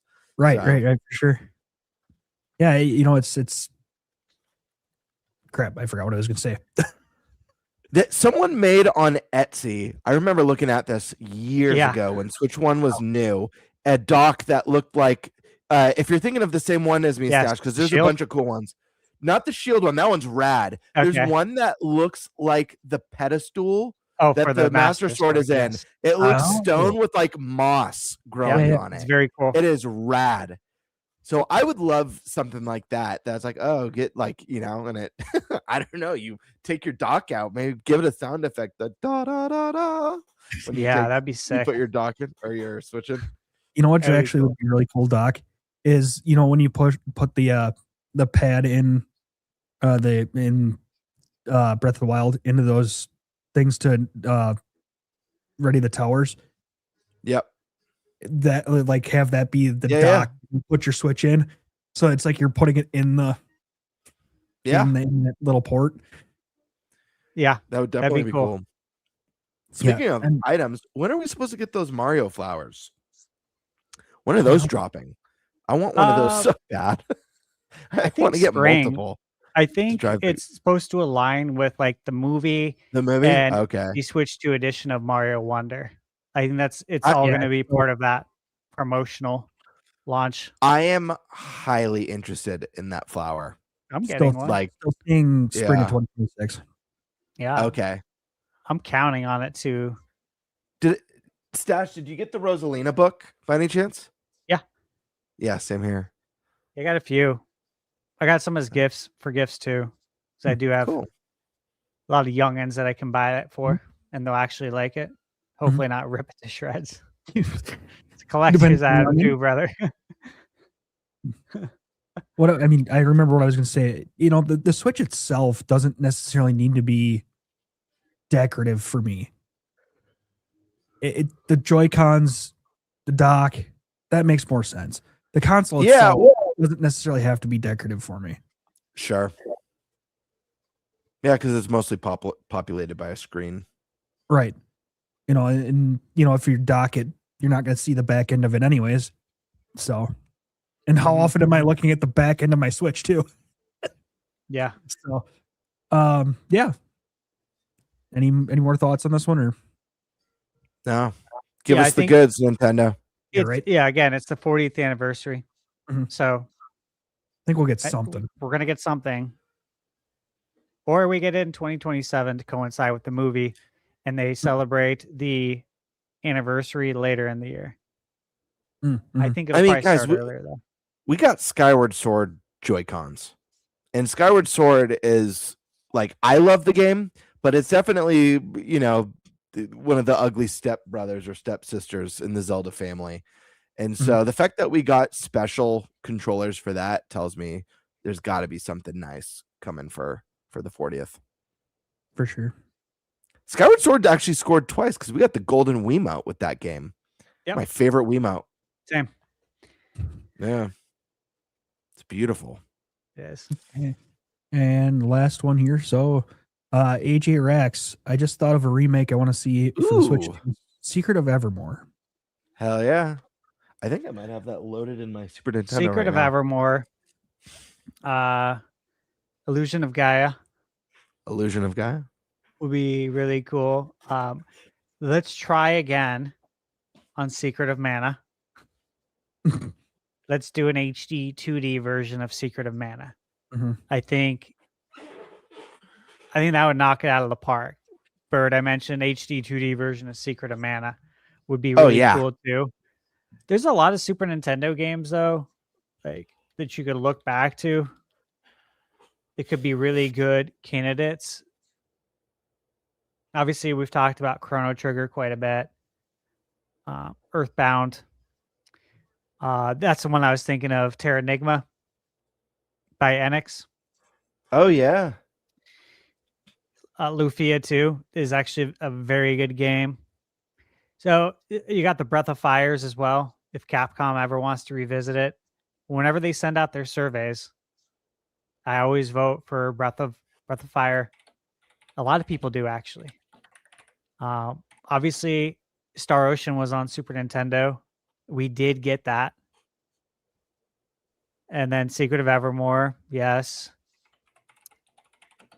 There's a lot you could look back on during this era and the PS1 era that could be revisited. Like, for instance, Dragon Quest, obviously 7. Bahamut Lagoon's another one. Yeah. I would like to see that. Secret of Evermore would be a cool one. Mhm. I'm all for it. 100%. Yeah. All right. That does it for Super Chats. So I guess let's go around and do our outros and see what we're working on. Go ahead, Gamebird.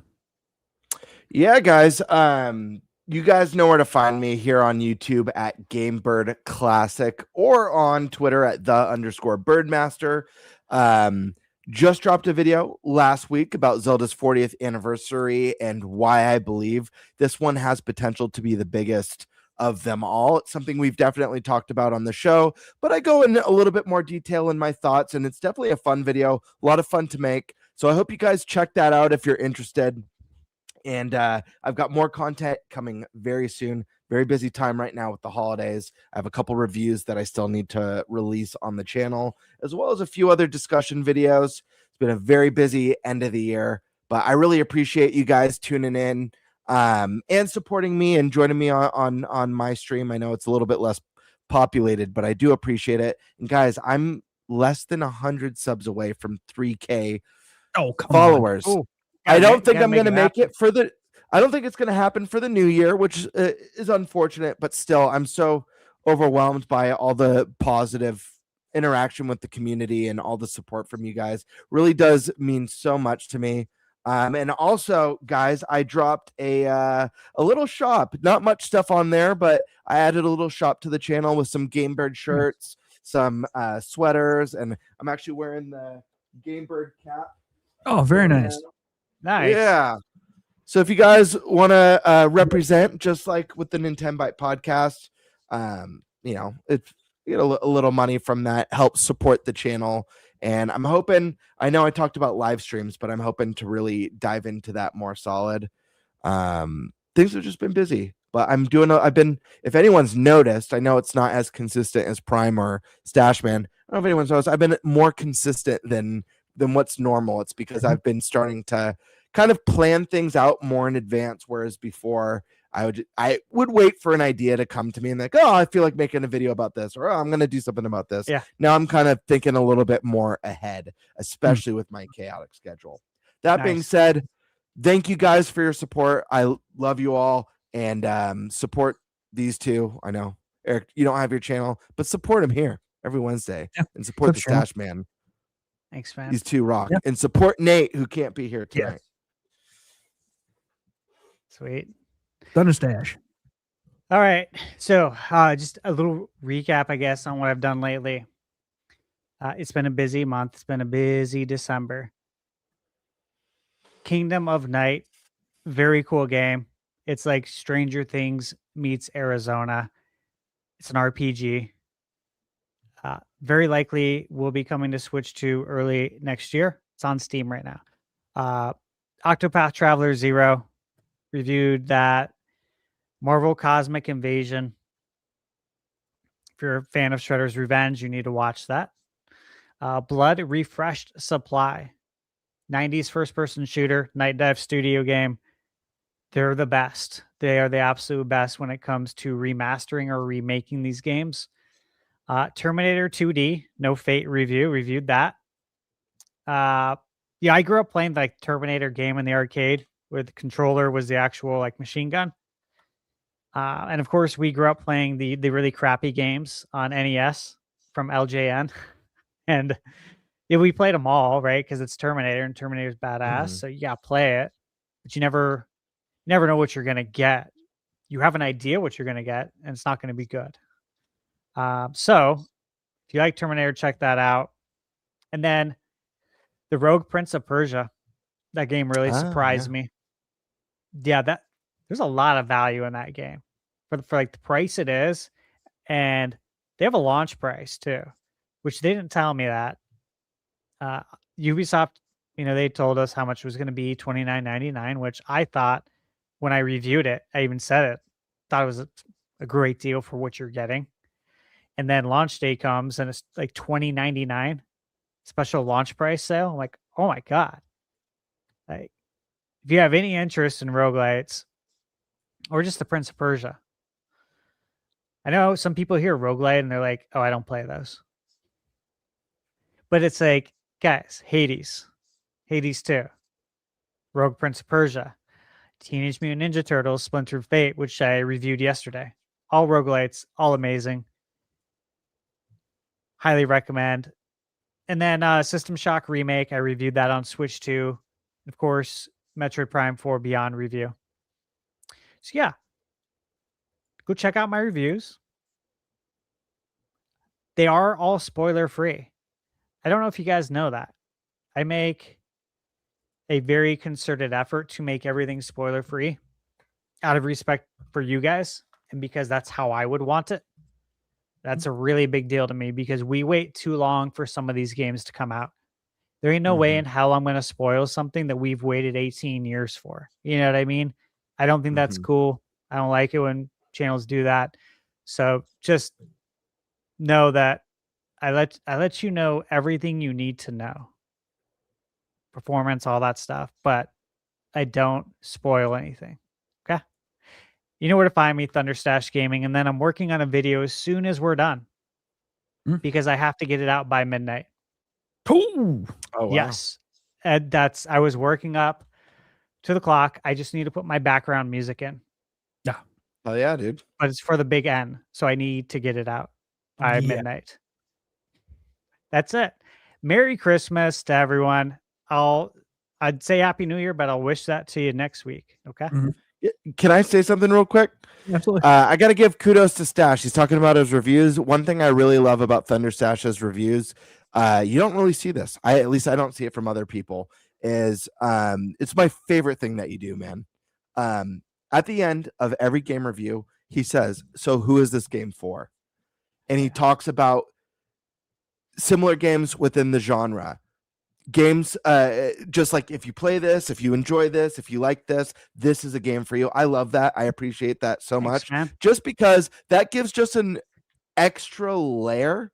We talk about how like just isolating a game to just a number and how it doesn't do, not only does it not do the game service, don't do service to any of the people who put their blood, sweat, and tears over however many years it took for them to develop that. I really appreciate that, because sometimes I listen to a review, it sounds really cool, but I'm not sure. But if this man's dropping things like, oh, if you love Chrono Trigger, if you love games like Final Fantasy VI and Secret of Mana, I'm like, hell yeah, I'm buying this game because I love all those games, and this game must be for me. So I love that you do that. Man. I just wanted to say that because I've never heard that at the end of a review before, and you do it every time. So yeah, thanks, dude. Yeah, I have a system for like how I do it. I also just don't. I never know what works. I just know like what I would want to hear, but I don't know unless I get feedback. So, like, I don't know if it's actually working unless I get feedback. So, thank you. I appreciate I would say with the rate your channel's growing, I would say you're doing something right. Yeah. So, thanks, man. Yeah. Appreciate it, guys. Yeah, no, and that leaves me. I'm Eric Moore. You can find me here and on our Eclipse channel. And then we do have a fourth co-host on Nintendo Prime, who couldn't be here tonight. His son is currently in the hospital, so prayers out to him, and hopefully everything comes back. So that means I'm not sure when his next video will be out. So just so everybody knows, it may be probably not for a little bit here, but I'm sure he'll keep y'all updated on his ways of communications, whether it's Discord, community post, whatever, whenever he's got an update. So yeah. And I think with that, then we'll just call it a night.